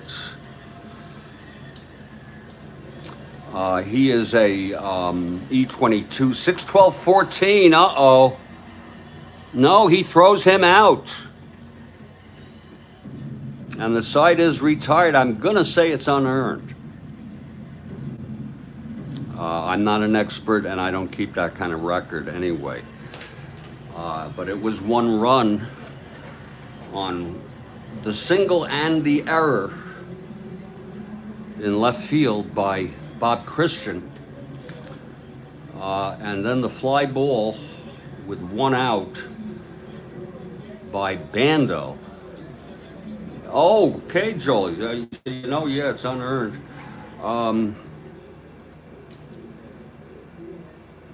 And we've gone 6 innings. This is a 4-3 ball game. And, I'm feeling kind of, I don't know how I'm feeling. Not anxious or anything. And, it's almost like, who gives a shit how you feel?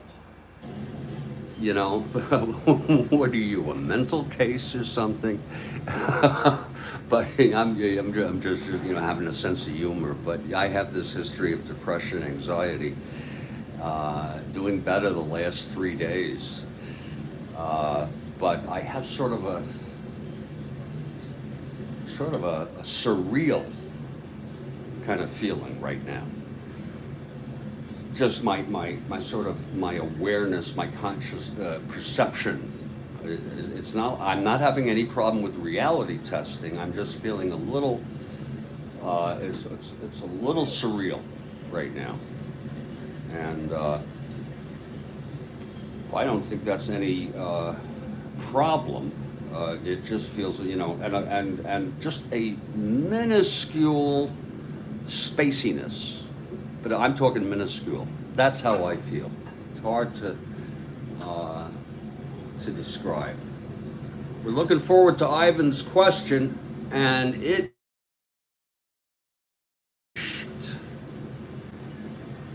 I am so sorry to go off into, if you bear with me, Bill, I am so sorry to go off into bullshit. Here is Ivan with his big question. Wait for it now. Yeah, Bill, you're right. There's a subtext to Bill Ivan's statement. Shut the fuck up, Guterman. I'm just kidding, Bill. Ivan Morel Francis with a question here, bottom of the sixth, top of the seventh. Wait for it now. That was funny, Bill.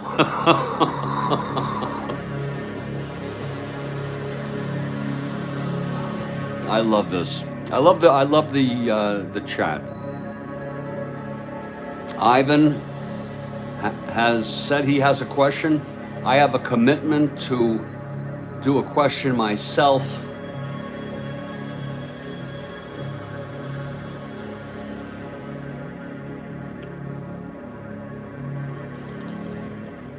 Give him time now. Ivan Morel Francis.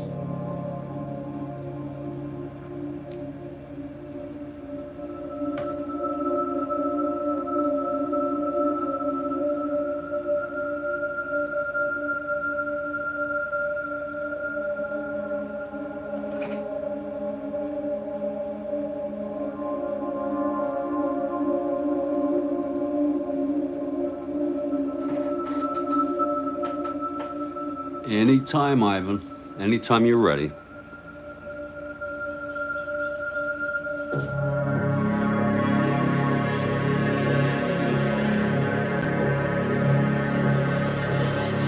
Here it is! What Major League pitcher struck out 15 batters in his first career start as a teenager? Lord, what a question.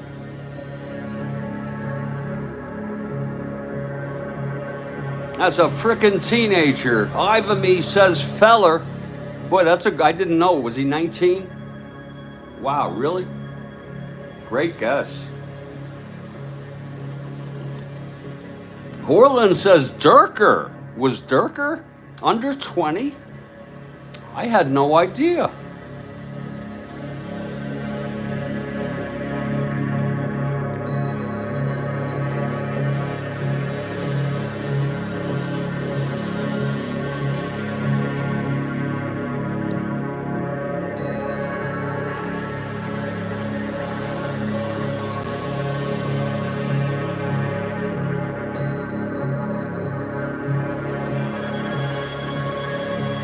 Whoa!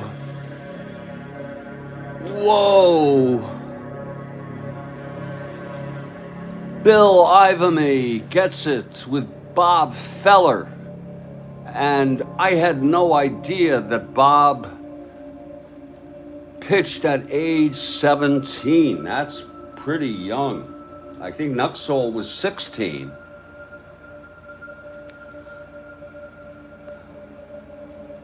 I'm looking at his stats right now. Holy cow. He was born in November 3rd, 1918, and it was 1936 when he pitched his first season. That would put him 17 years old. Absolutely. Holy cow. He was in the war for 3 years. He missed 3 years due to the war. Otherwise, he would have won over 300 games. He won 266 lifetime. One of the greatest pitchers who ever lived. He died at age 92 in the year 2010. And that was an incredible. Yeah, oh, was Nux Hall 15? That is some question. And that's a red Mike and Ike for Bill Ivamy. And Ivan Morel Francis for the awesome question. Feller became a free agent after 36, could have made $100,000, but promised Cleveland he would stay. I wonder what that story is all about. And they never paid him good money like that? Did they pay him good money later? Because DiMaggio got over 100,000. I don't know what year.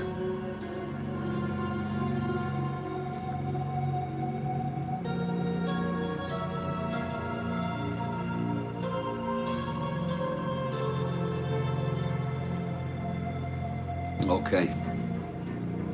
Folks, I'm going to take a break. I hope you don't mind. Because that question was awesome.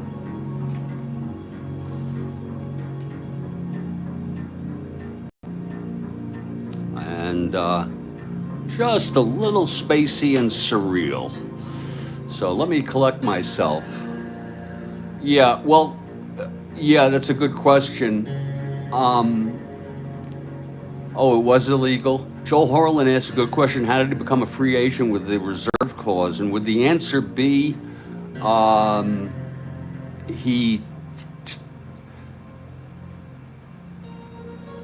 he had only, yeah, that's a good question.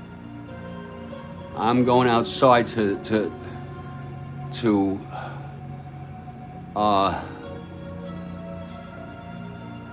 just collect myself, and when we come back, we got a good ball game. It's 4-3, White Sox, second of a doubleheader, September 23, 1969 in replay, and this is the Strat-O-Matic Network.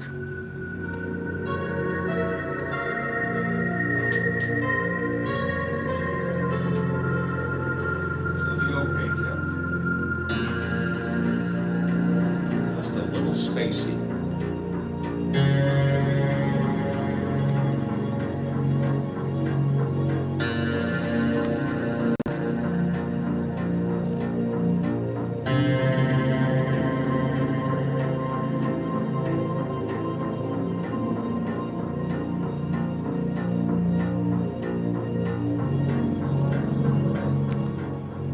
Okay, so, but he signed, but could you provide more clarification, Bill? Because you say Landis said he could sign with any team, but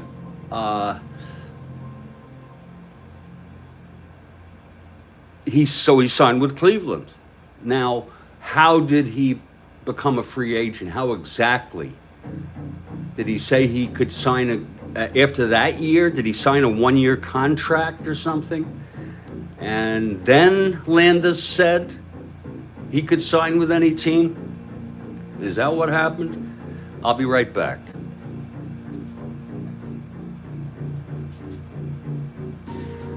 Judge Mountain Kennesaw Landis. What kind of name is that, Mountain?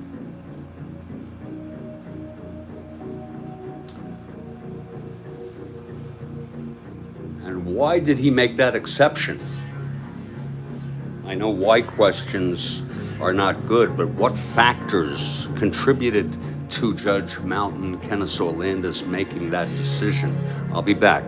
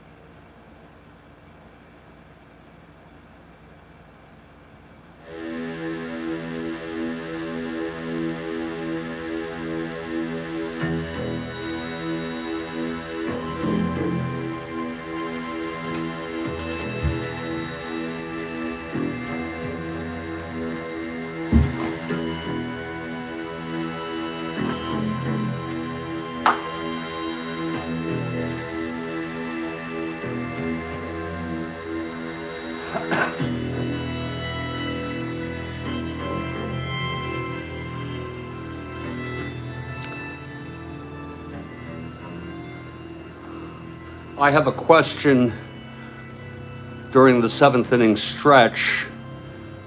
It's not a double shot, though. If anyone wants to do a question after me during the stretch, we could make it a double shot.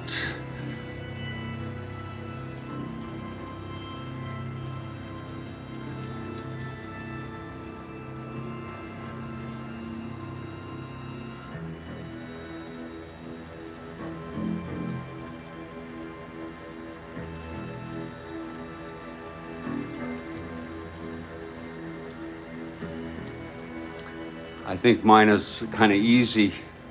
And I think, not to belabor it, Bill Ivan, but I think the spaciness feeling might be a side effect of my new medication that I started on Friday at bedtime. So I'm going to just try to tolerate it.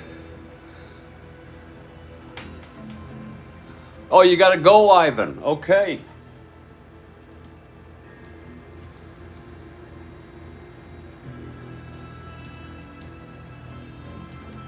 Thank you, Ivan. If anyone wants to do a double shot, make it a double shot. I have a question middle of the 7th. For now, we're gonna resume this ball game. It's White Sox 4, A's 3. Thank you, Ivan. And it's Blue Moon. His first endurance is next inning, the 8th. It's been a great game, Mike. Great text, questions, just great social interaction. It'll be Aparicio, McCraw, and Melton here in the top of the 7th. And this has been some doubleheader. Are you serious, Bill? Holy cow. You know,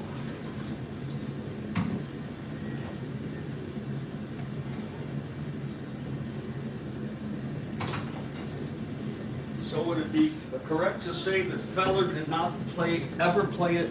Well, there was no minor league system back then. There was no official minor league system, I guess.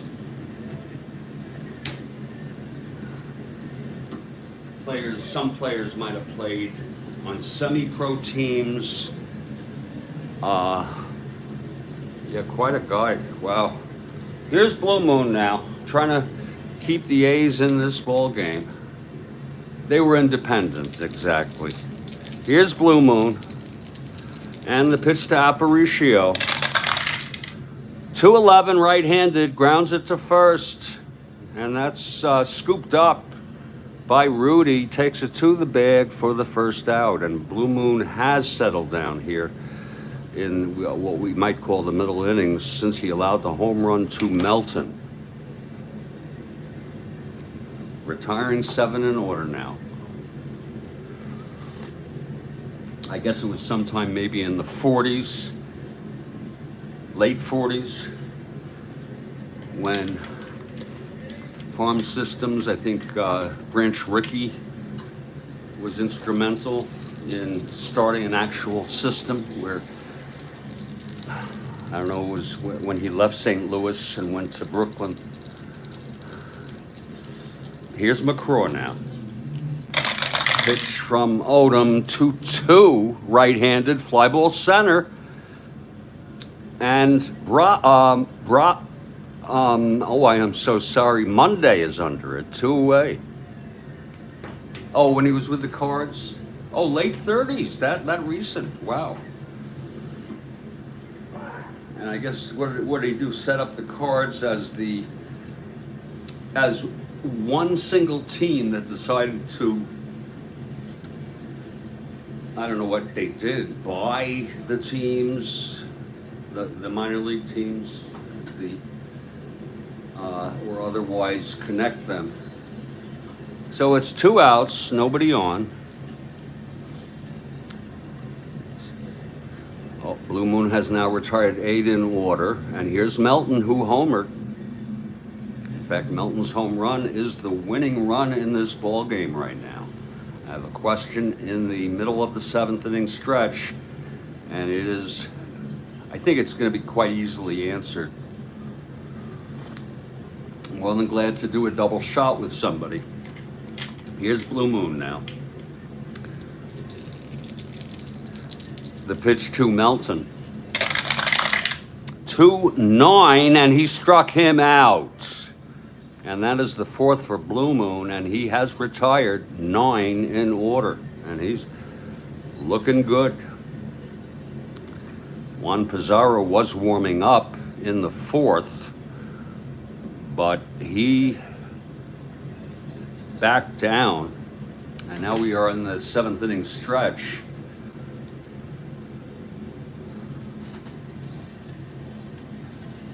We'll make it a single shot.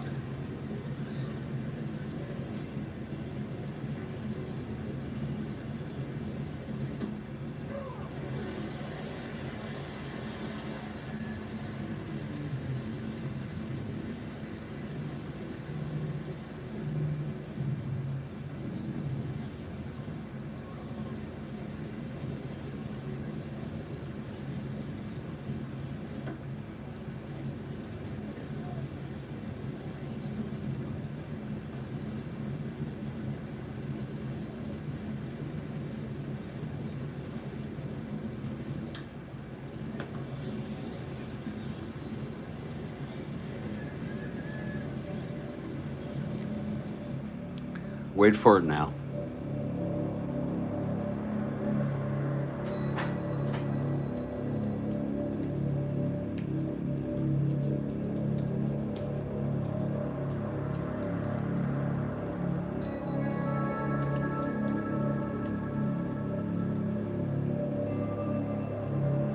Shit, that is not even going in.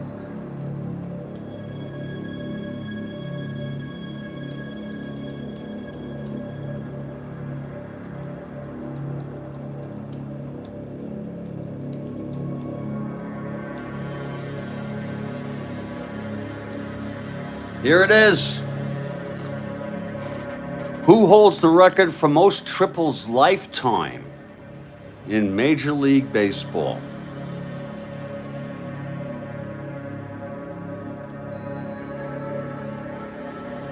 And Bill Ivamy gets it, Sam Crawford.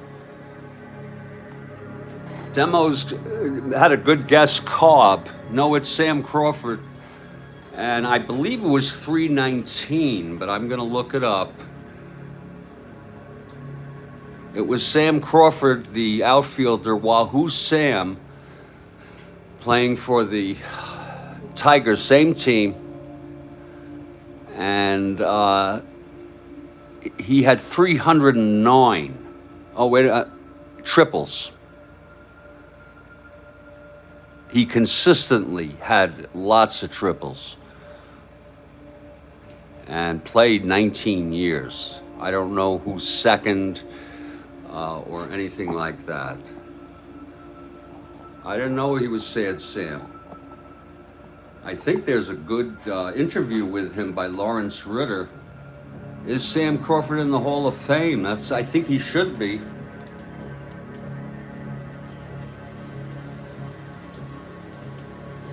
He really was. Yes. He was elected in 1957.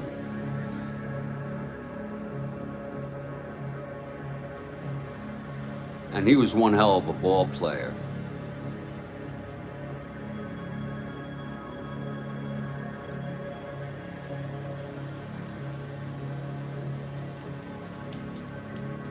I mean, he really was. I mean, if you want to,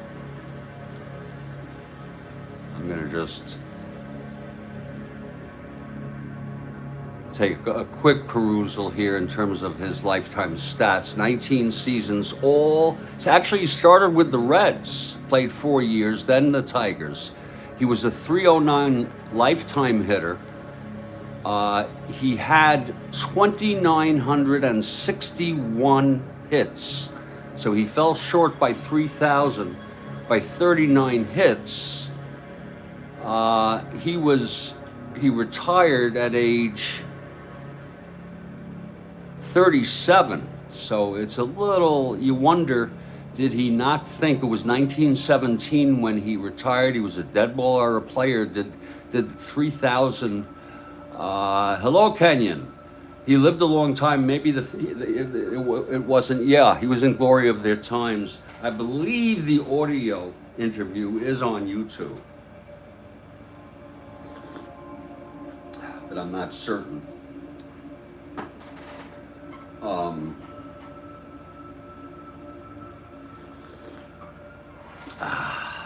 Hello, Kenyon.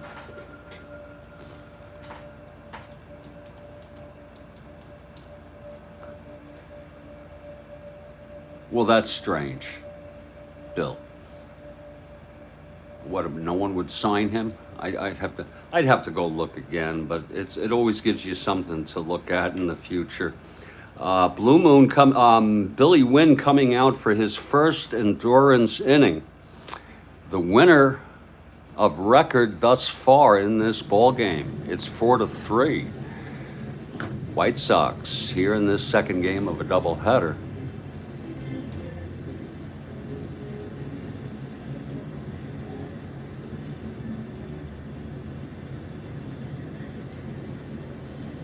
And Wynne is allowed. Oh, did he make more money? Interesting.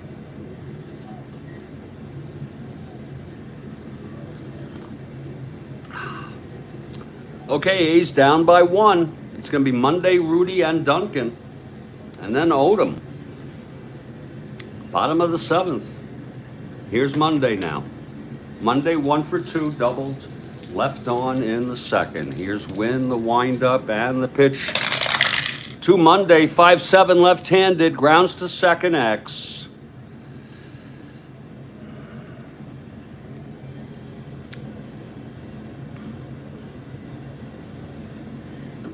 That will be for Morales, 322.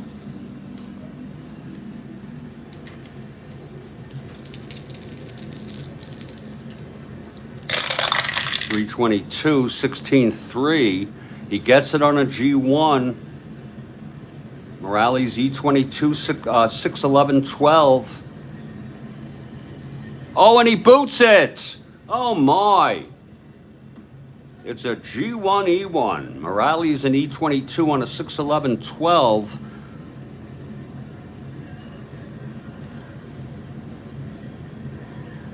Morales an E22, and there's your 12E1, G1 E1, and we got a one-base error by Morales for Monday to lead it off. Second error for the Chisox today.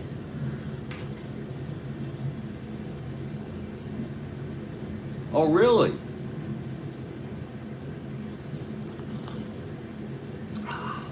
And they were what, semi-pro? I don't know what that means, by the way, semi-pro.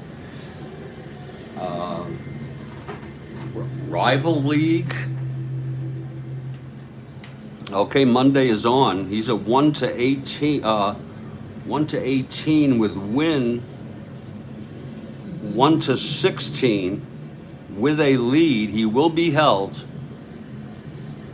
And now the question is, do we send Monday 1-16 with Rudy coming up?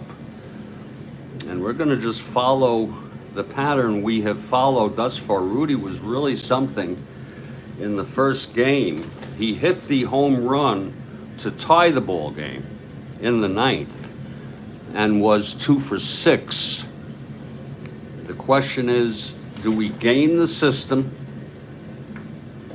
and hit for Rudy, or let the youngster hit? His average was 189, but he has some power. I say let's not game the system and let's let him hit. But do we send Monday 1-16? Being held. Does anybody want to call for a steal attempt?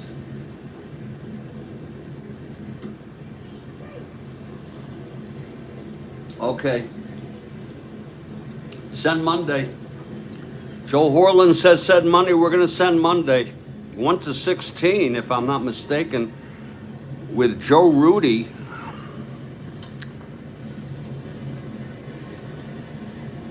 At the plate.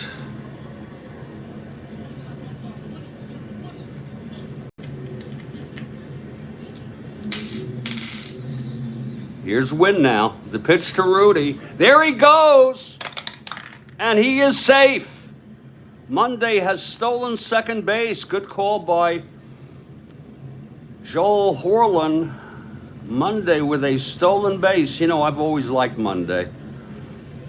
And I like him as an announcer. He's 12 for 15. A B stealer. Now we have Joe Rudy, a B bunter. Do we satisfy the not gaming the system, Joel, and have him bunt? Do we let him hit away, or do we pinch hit for him? And I just am a little afraid that that's sort of gaming the system, but hit away. So here's Rudy. We're going to go with the first person who makes a call. Bill Ivamy hitting away. Wynne from the stretch now with Monday on second, no outs. The pitch to Rudy. This 2-8 right-handed. Oh, he lines it to third, caught by Melton. Oh, that was hit pretty hard, but right at him. One down. On a 2-8 right-handed. Now here's Dave Duncan. Francona pinch hit for Duncan in Real World, and Roof came in. You know, that sounds like quite inviting. What do you, anyone? And Phil Roof came in to catch in Real World. And I'm going to go ahead and do it. Thanks, Bill. Hello, Frank. Just feeling a little surreal, Frank. A little spacey and surreal due to, I think, maybe a side effect of the medication. But there's going to be a pinch hitter for Duncan, and Roof will come in. It's going to be Tito Francona, who had 85 at-bats in real world and hit 341.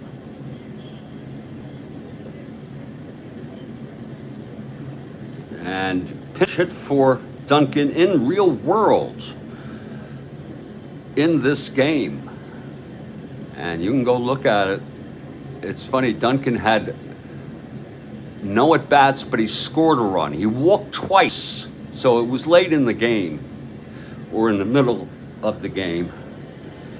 And by the way, in real world, the A's won this 5-3.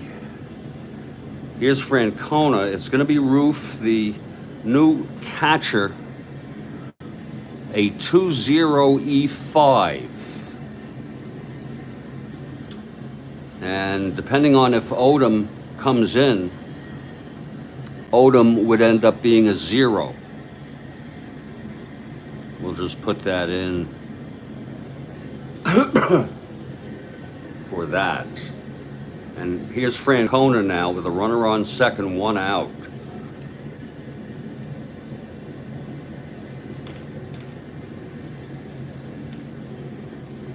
Oh yeah, these snooze are really turning into good games.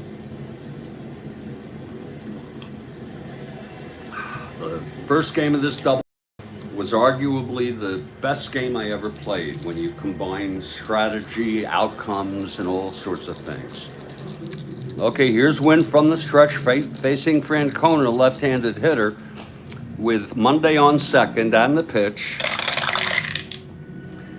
2-9 right-handed. Oh, he struck him out. Oh, Francona goes down swinging. That was huge.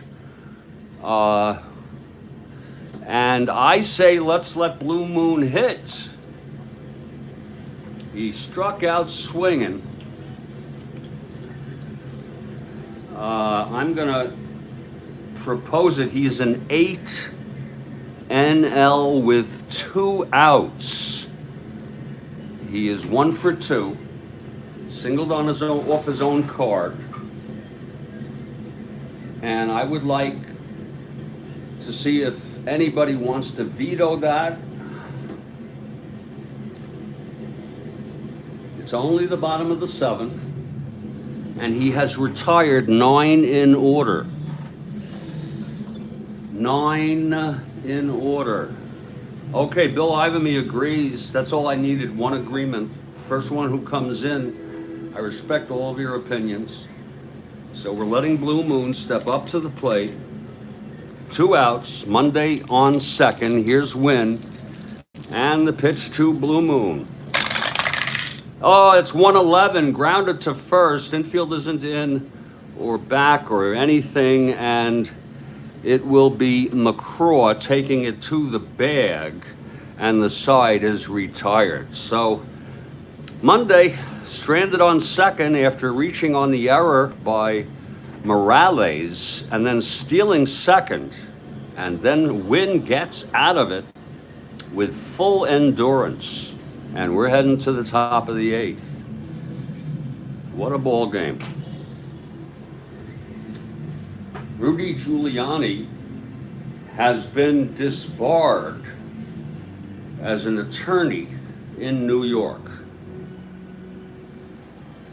It is official. Rudolpho Giuliani has been disbarred as an attorney in New York. He may no longer practice law in New York. I don't know if he has. Oh yeah, Bill, absolutely. I don't know if he has.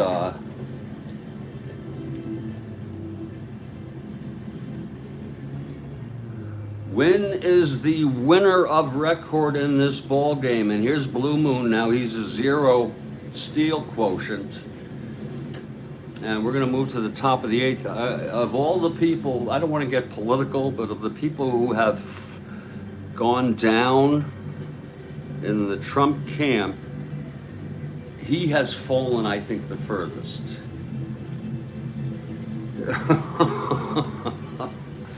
I think it's considering, you know what I mean? You think he should have a room at Bellevue. I don't want to, there is something wrong.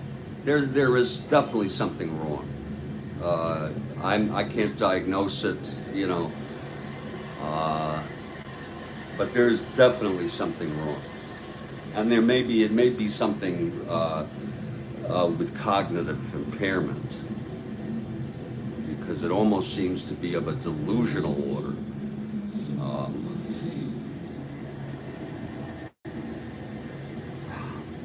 It's unbelievable. The history we're living in. We're going to head to the top of the eighth. It's Blue Moon. It's 4-3. Here's Bob Christian to lead it off. Well, I say, you know, try him. If you know, whatever the charge, if we're talking criminal, you know, try him. I don't know that he's been tried criminally yet, has he?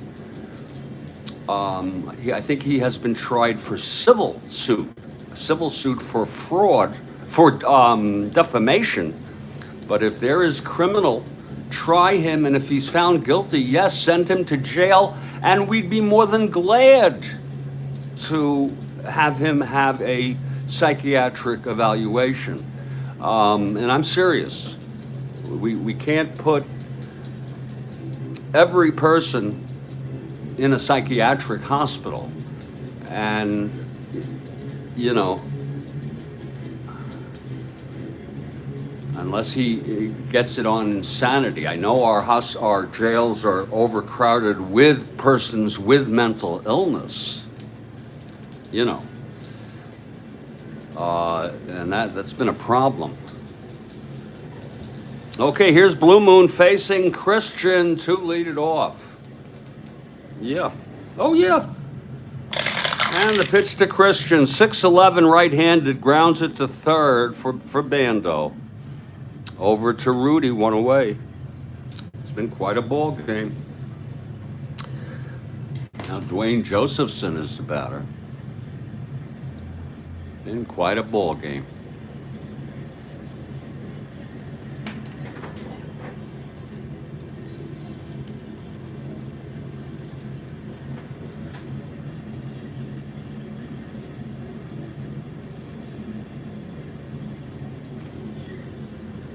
Okay, Dwayne Josephson.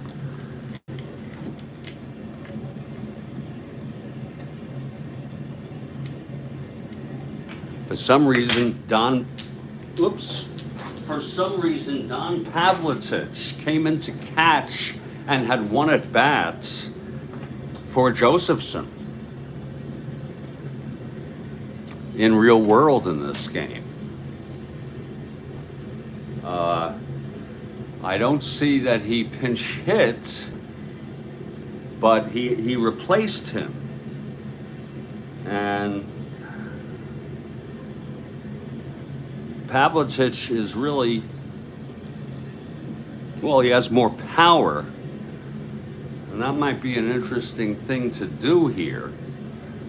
Do you think I'm going overboard, or do you think it's unnecessary to let Pavlitic pinch hit for Josephson?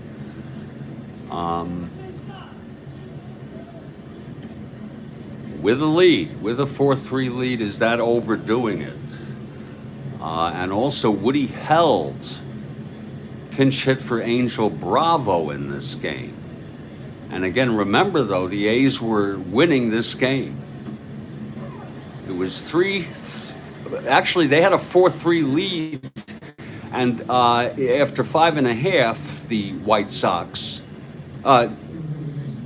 actually it was tied 3-3, and in the bottom of the sixth, the A's scored 2 runs to make it 5-3. I'm just going to take a quick leak. Uh, and if anybody has any suggestions, I have to see if Woody Held is even in my collection of call-ups, but I don't think so. With them winning, different context.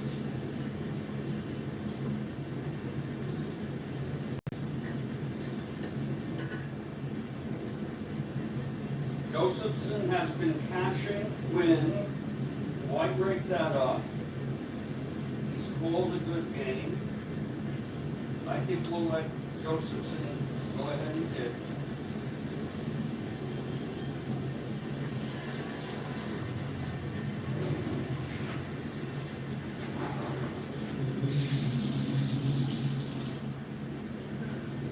We'll let him go ahead and hit. Let things be. Joel Horlin is right. And Bravo, by the way, is a pretty good hitter, 289. No need to hit for him. It's possible that he got hurt, Josephson, but we're not going to go there.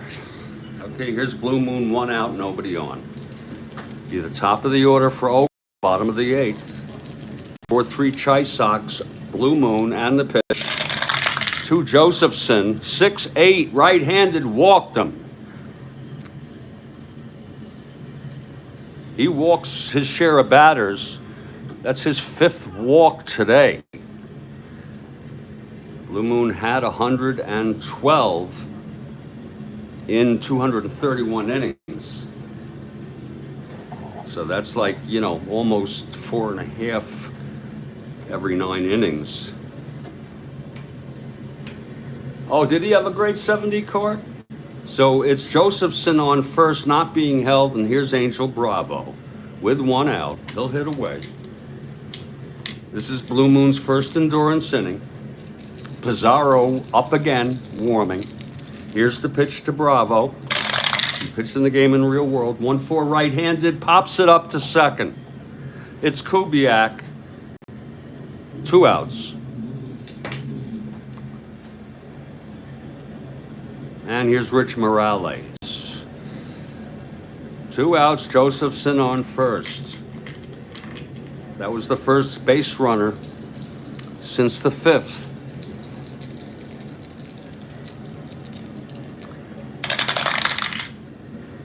.310 right-handed, grounds it to third, and Bando has it and throws it over to Rudy, and the side is retired. No runs, no hits. The walk to Josephson left on base. We're heading to the bottom of the 8th. A's down by a run. And Billy Wynne, in his 2nd endurance inning with full endurance, will pitch the bottom of the 8th. It will be the top of the order. Campaneris, Kubiak, and then H.D. Jackson. Here's Campaneris now. There is action in the White Sox bullpen. I reserve the right to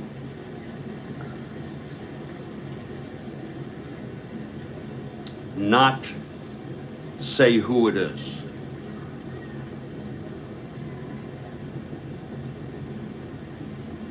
As we would cross that bridge when we come to it.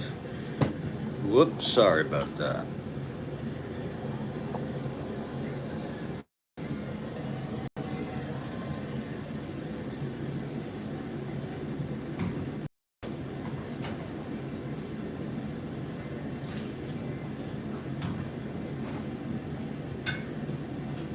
This is the last bit of coffee.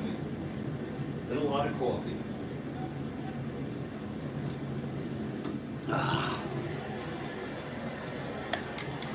Okay, here's Wynne. The pitch to Campaneris. That's 112 right-handed, and it's a base hit by Burt.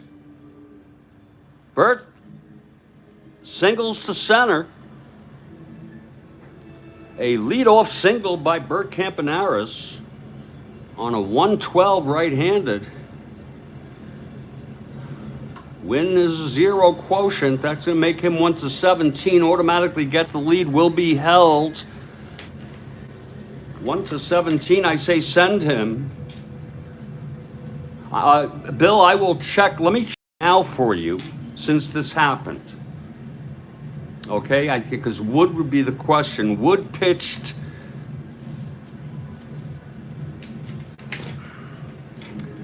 1 1/3 in the first game of this doubleheader, and I think if he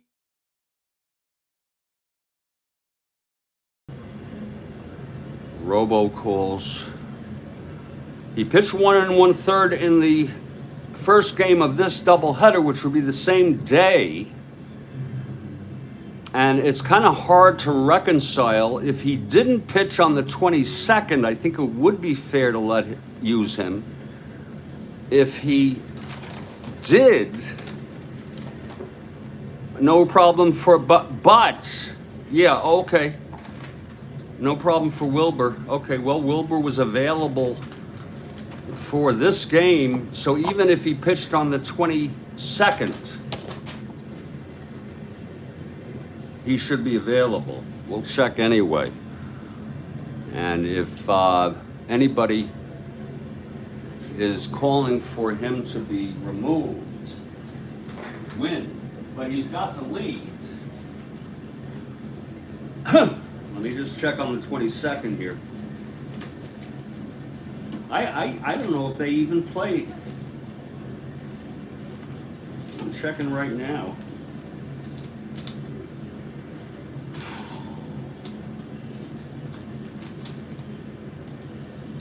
Checking right now.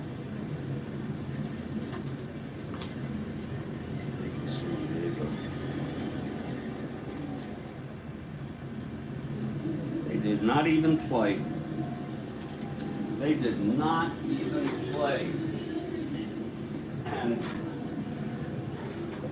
then you can also confirm that easily on Baseball Reference to see that their last game, the White Sox, was on the 21st. They had the 22nd off. And so we can, if you want, we'll put Wilbur. Let's look at Wilbur's hold rating. We have an inquiry here. That's a good question. -1 versus -2 Wynne. Whoa. Whoa. -1 versus -2. We have Bert on first. Being held. And if he gets the lead, he would be a 1-17. 1-15.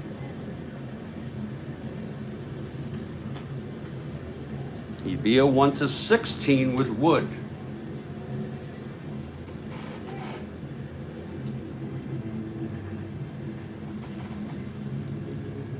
He started both games of a doubleheader, Kenyon. Wow.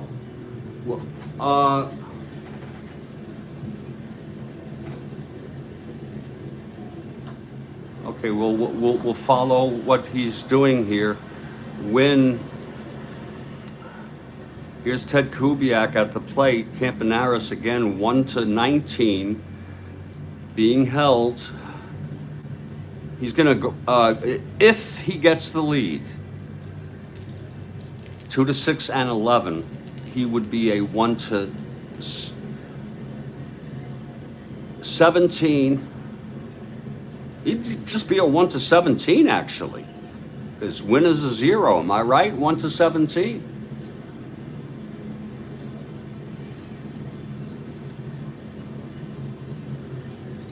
If he gets the lead, right? 1-19, 1-17 with a 0 quotient. Let's see if he gets the lead here. 3. Oh, he gets the lead.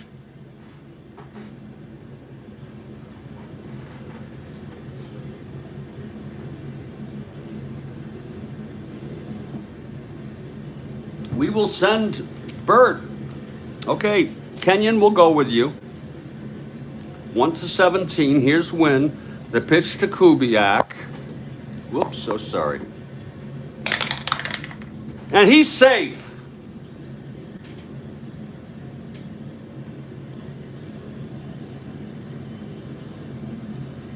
The tying run is in scoring position in the bottom of the 8th with nobody out.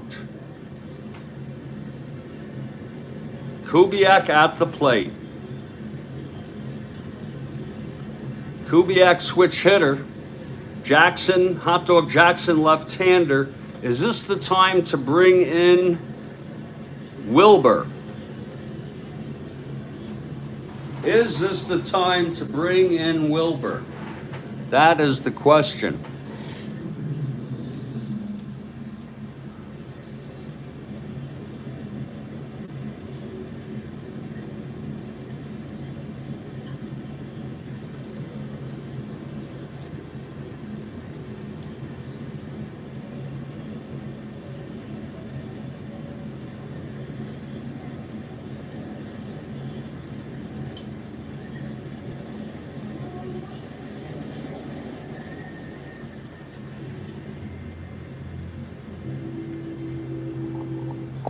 Is this the time for Wilbur now?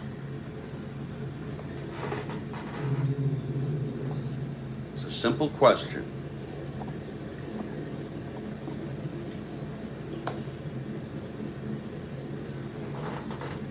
Okay, we have some queries from Bill Ivanme. You're saying Pavlitic would have been a better catcher to bring in after all.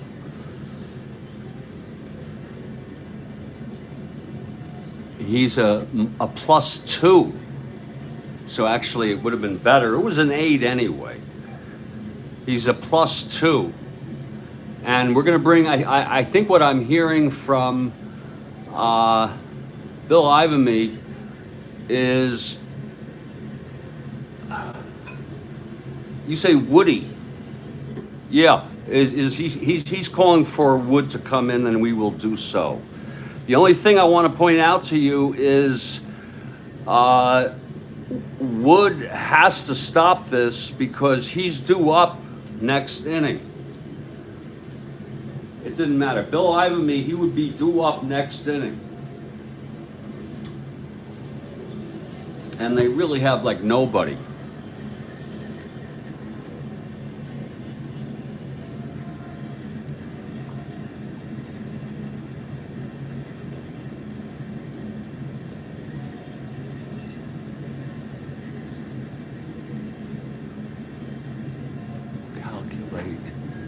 Estimated payment due.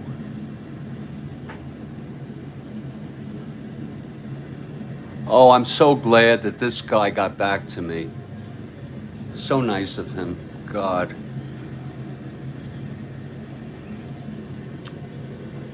So you want him in?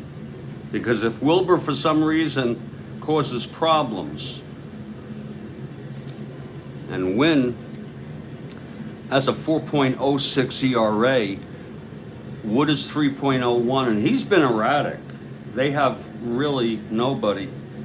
Boy, he's so nice. They have Danny Murphy, who pitched the first game of the doubleheader.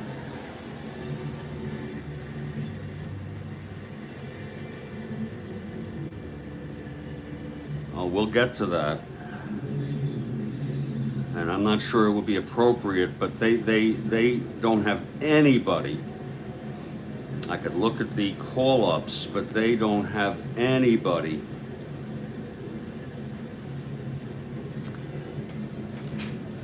So, Bill, are you saying bring in Wilbur?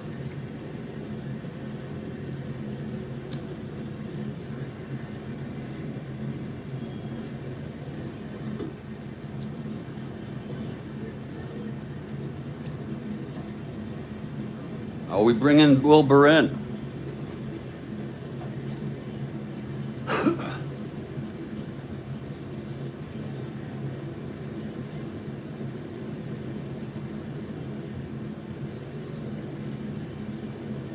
Double switch, okay? Okay. you're gonna have to walk me through this. We would bring in Wilbur. I'm not very, big on the double switches. And Knop at the same time. Okay. Thank you. It's a huge help.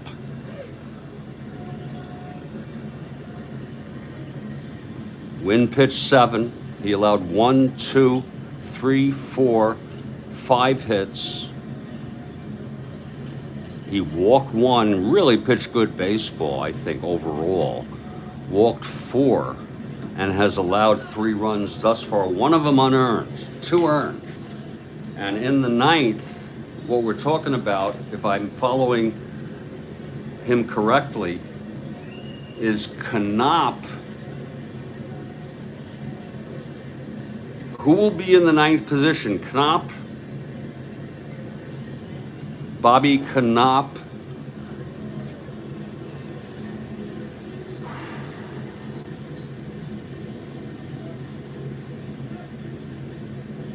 Would play second. And you're telling me that Morales will be replaced. I think that's what you're telling me. That Knop will be in the 9th position.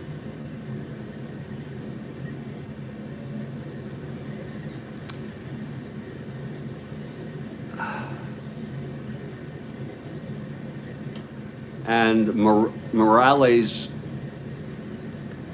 coming out. That's a great freaking call. And that's where Wilbur will be. Even I figured that out. That's Wilbur in the 8th position. Wow. Thank you. I think I did that right. Something good happened, folks. I sent a message to somebody for advice on something. Yeah, that's awesome. So here's Wood now.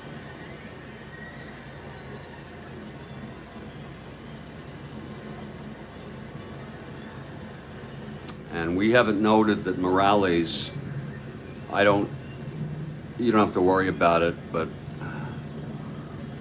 here we can go.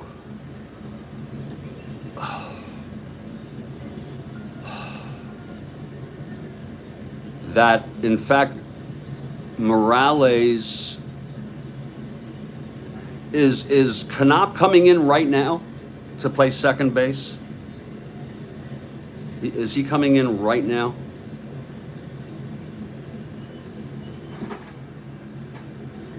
Right now?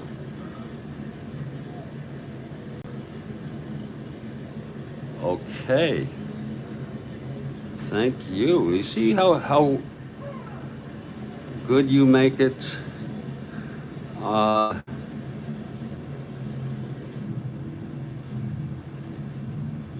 I'm not gonna, I can just say, with Wood. That's just from me. So here's Wilbur taking his warm-ups.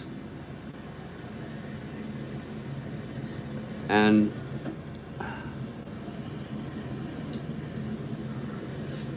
who would lead off? Oh shit, Knop, I'm so sorry. Knop belongs down here. I am so sorry. Knop doesn't, Knop will come here.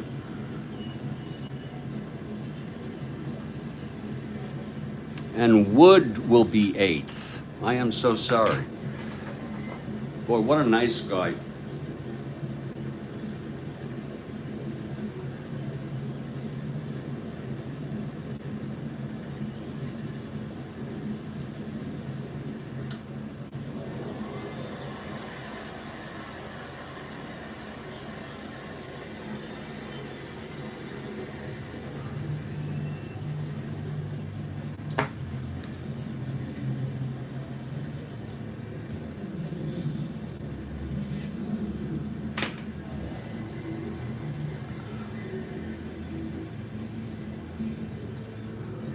call is for Wilbur. And Wilbur is coming in taking his warm-ups.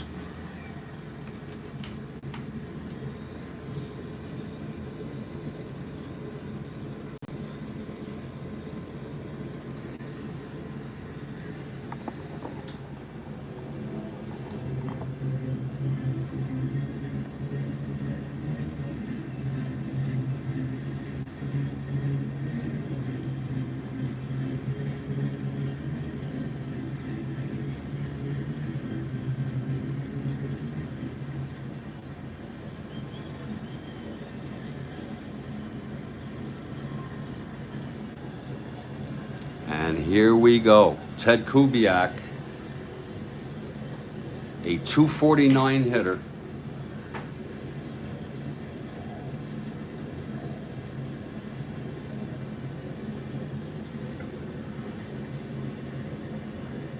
And a switch hitter.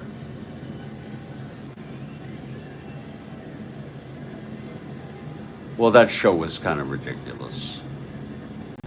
That, you know. We've already used Francona. Might as well just let Kubiak hit.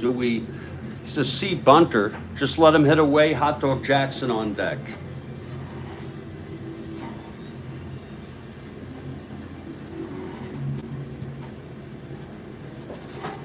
We'll let Kubiak hit away. I mean, Bill Ivamy, Joel Horland, Kenyon, anybody. Let him hit away, switch hitter batting right. And he mostly faced, of course, right-handers. Okay, I'm not seeing anything. We're going to let him hit, swing away. Here's the pitch to Kubiak, 6'11", switch hitter batting right. And it's, a liner to short, caught by Aparicio. Oh my, what a catch. Oh, he just got to that. Look at it again, 6'11", switch hitter batting right, single 1-9. And it was a 10 on the devil die. And here comes Hot Dog Jackson. Wilbur retires Kubiak. It's 4-3 Chisox. Wilbur trying to get the White Sox out of this. With Campy in scoring position. Here is Wilbur now from the stretch. The pitch to Jackson. That's going to be 2-3, and he hit him. Oh, he hit him. Oh, I'm so sorry. He hit him in the buttocks. He's okay. Oh, he hit him in the buttocks.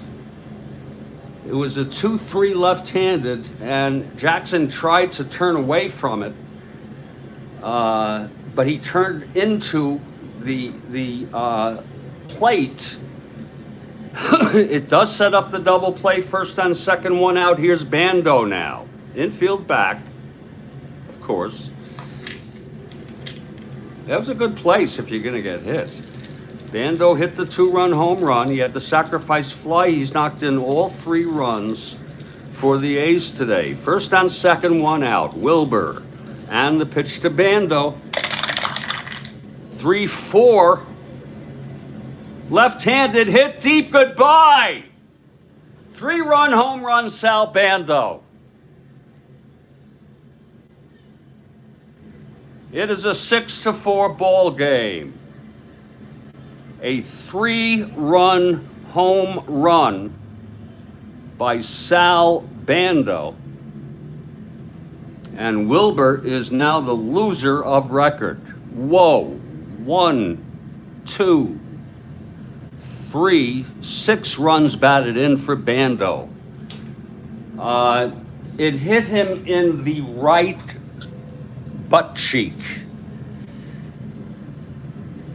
6 RBIs for Sal. Second home run of the ball game. It hit him, if you're talking about... oh,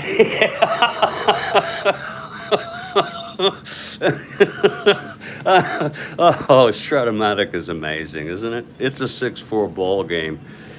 He caught it from Wood after it, and it's a 3-run home run. It's a 3-4 against the left-hander. That's a clean as a baby's butt cheek.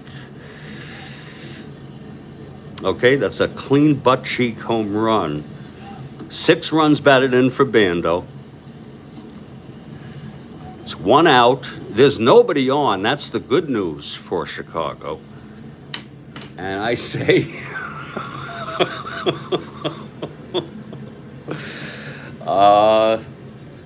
I'm so sorry, Kathy. This has been quite a game, but it's not over. If you're looking ahead to the top of the 9th, it will be Knopp, Williams, and Aparicio. And we can even hit for Knopp if there's someone worth hitting for.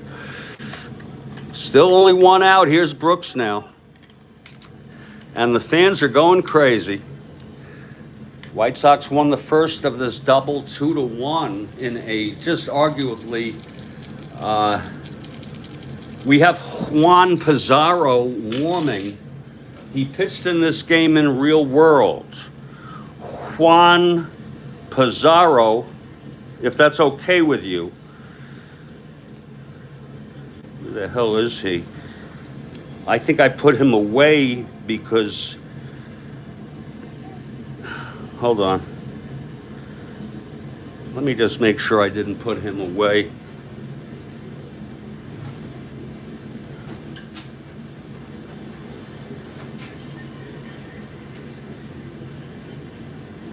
I don't know where the fuck Juan Pizarro is. Oh, shit. I don't know where the fuck he is. Yeah. You know, Pizarro, I'm supposed to have Juan Pizarro with Oakland, and I stupidly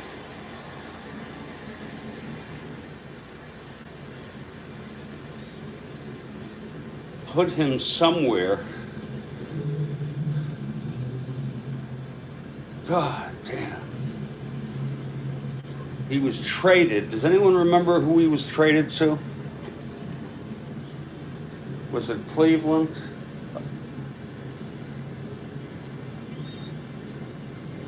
Well, I'll cross that bridge if I come to it. Okay? Actually, I can look it up. You're gonna keep Wood in, if you don't mind me saying so.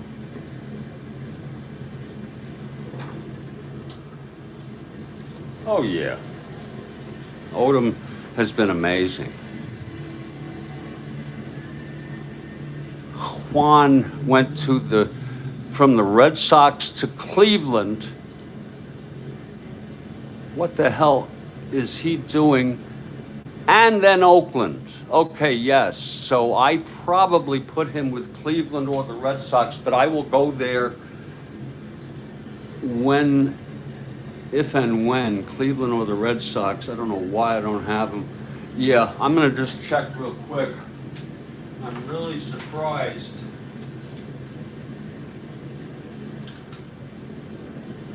Let's see if he's with Cleveland.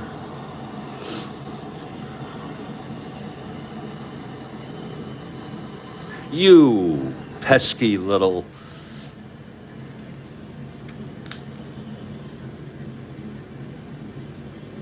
pesky little Juan Pizarro, who's pretty good.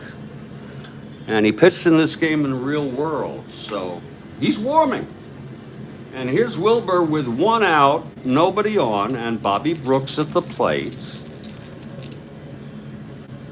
Here's the pitch from Wilbur. 4-7 right-handed, flies to center. And under it is Bravo, 2 outs.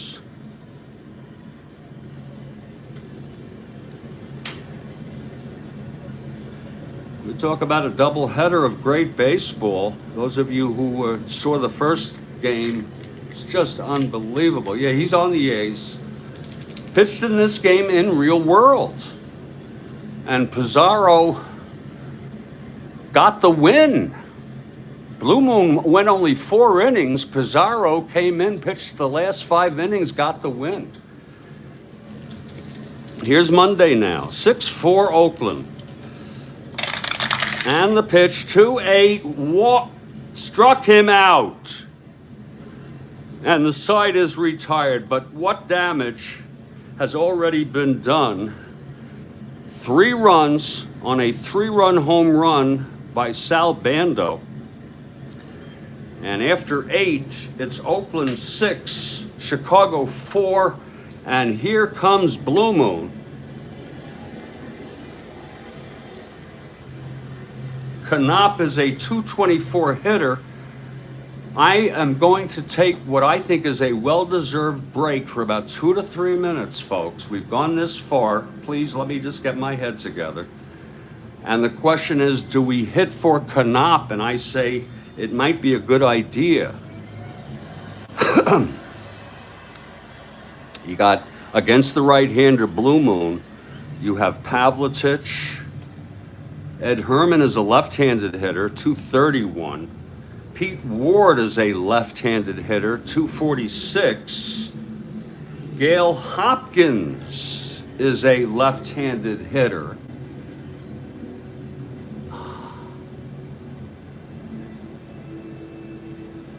I have not seen Hopkins playing recently, but we could use poetic license and let him hit.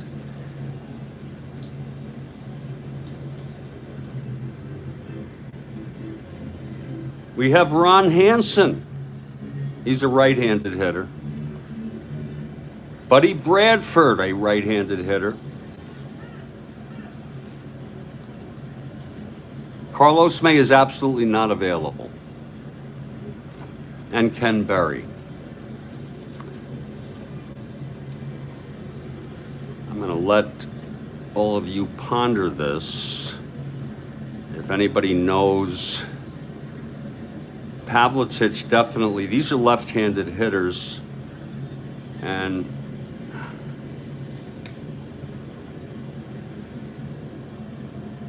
Hopkins is surely the best hitter, but it's a leadoff hitter.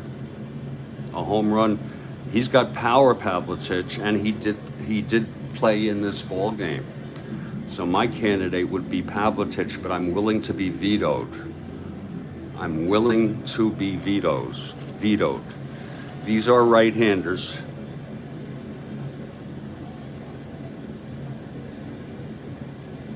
These are right-handers right here. These are your left-handers.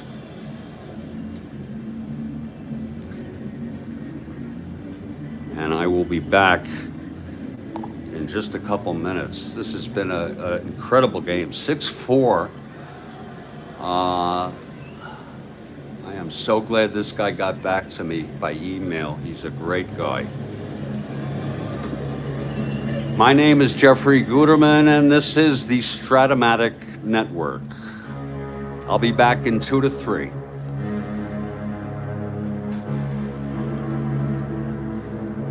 Ward is your guy. Indeed.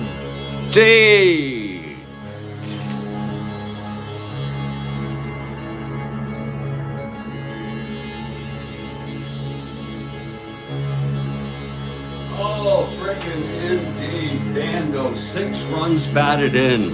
My Lord.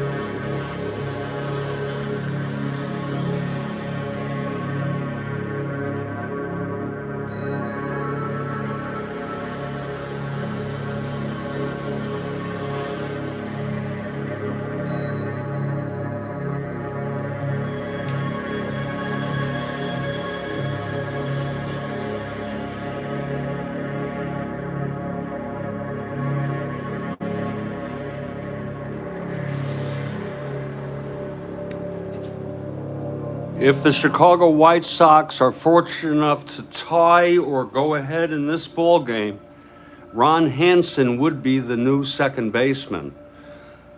But until then, Pete Ward will lead it off and hit for Knop.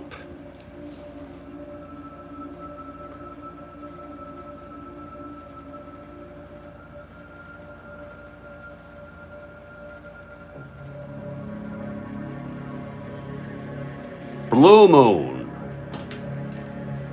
had some rough going.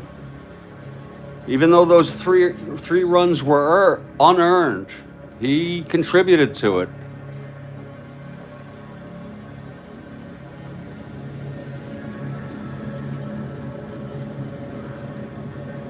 And thanks to Sal Bando, a 2-run home run in the 5th, a sacrifice fly in the 6th, and a 3-run home run in the 8th. 6 runs batted in has made it a 6-4 ball game. And it's almost like I don't want this to end, but as George Harrison and others have said, all things must pass. Wilbur, the loser of record. Odom, the winner of record. Here's Pete Ward, left-handed hitter. Blue Moon. Winds. And deals. 6-11, left-handed, grounds to short X. That will be for Campanera's 328. He's already made an error.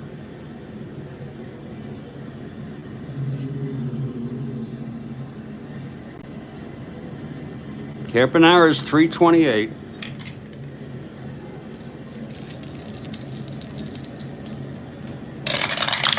$328.15, 3G1 gets to it. E28, 469. E28. And he throws him out. Whoa, he throws him out on an E28. E29 would have been an error. It was an E. He is an E28. Whoa. On a 9. And there's one away.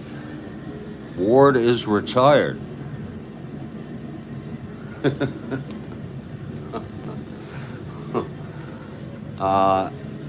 And we move to the top of the order here.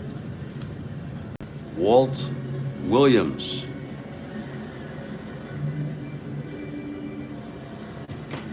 Williams 0 for 4, reached on the error and scored.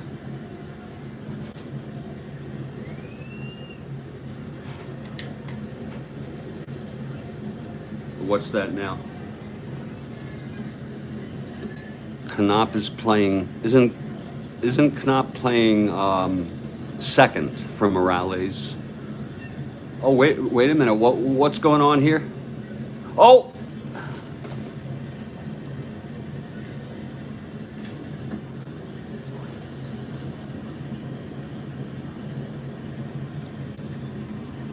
Yeah, shortstop. He threw him out. That's a 6. I did look on shortstop. No, I know. I thought I looked on shortstop, but it is an E. We're gonna pull up our graphic. Maybe I did look at third. We're going to look at the graphic just anyway. He's an E28, and it was a 9, 479, and he is out. Maybe I did look on the third base, but he's still out.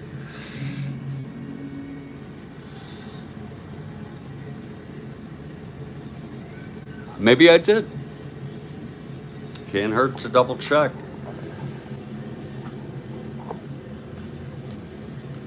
So it's one out now. And Walt Williams, the batter, Blue Moon, really something.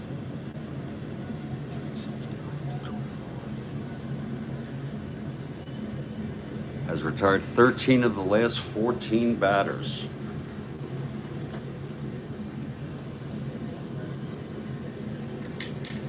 Blue Moon into his windup. And the pitch to Walt Williams. That is a 5-9 right-handed. Struck him out. Oh my. Blue Moon is 1 out away from the win. Again, the White Sox won the first game 2-1 in a thriller. This was an amazing game too. And it's all up to Luis Aparicio. The White Sox are down by 2. Blue Moon gets the sign from Roof. He's set, and the pitch. 5-5 right-handed, struck him out, and the ball game is over. And Louis does not strike out often Only 29 in 599 over 600 plate appearances, but he got him swinging. And the ball game is over. And what a game it was. And I'll be back in just about a minute with the happy wrap-up.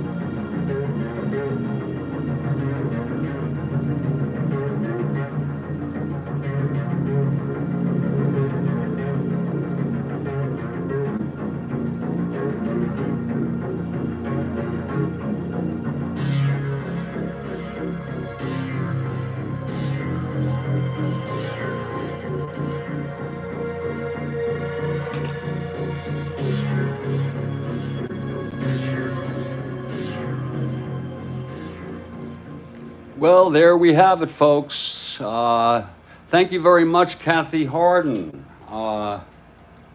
And thank you, everybody.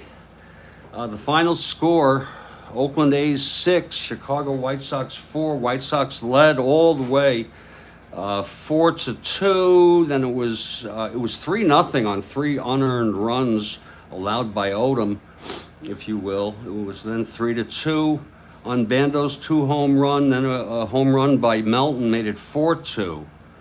And then a sacrifice fly again by Bando made it 4-3. And then Wynne was removed after allowing the base hit to Campy, and Campy stole second. And they brought in Wilbur, and Wilbur got Kubiak to line to short. He hit Jackson on the right buttocks, the right butt cheek. And then it was first and second, and Bando hit his second home run of the game, giving him 6 RBIs. Odom pitched 9 innings. He allowed 4 runs. 3 of them were unearned. Wood, the loser, 1 inning, 2 earned. Final line, Oakland 6 runs, 6 hits, 1 error. Chicago 4 runs, 5 hits, 2 errors. Chicago won the first one 2-1 in 13 innings. The club split, and that's going to do it for us here today on the Strat-O-Matic network. Looking ahead at our schedule, the next game, and it's right up on my landing page, is a game tomorrow. The Philadelphia Phillies at the Pittsburgh Pirates. It will be Grant Jackson for the Phillies and Bob Veal for the Pirates. And this game is important insofar as I'm not sure what the magic number is, but the Pirates have a 4 1/2 game lead over the St. Louis Cardinals, the returning National League champions. So it will be Grant Jackson for the Phils and Bob Veal for the Pirates, with very few games remaining. In fact, they have 4. The Cardinals have one more game to play than the Pirates. They 155. They have 7 left. 81-55. And the Pirates have 154, 8 left. 80, 140, 154. 7 left for the Cards. They're 4.5 behind. It's going to be a tough, tough call, and it's even going to be tougher for the Giants to catch up. My name is Jeffrey Guterman. This is the Strat-O-Matic Network, and all I have to do to everybody is say thank you. Stay strong. I'm feeling a little unusual, but stay well. And I'm going to try not to dwell too much on how spacey I feel, but it's not that bad. You all have a good day.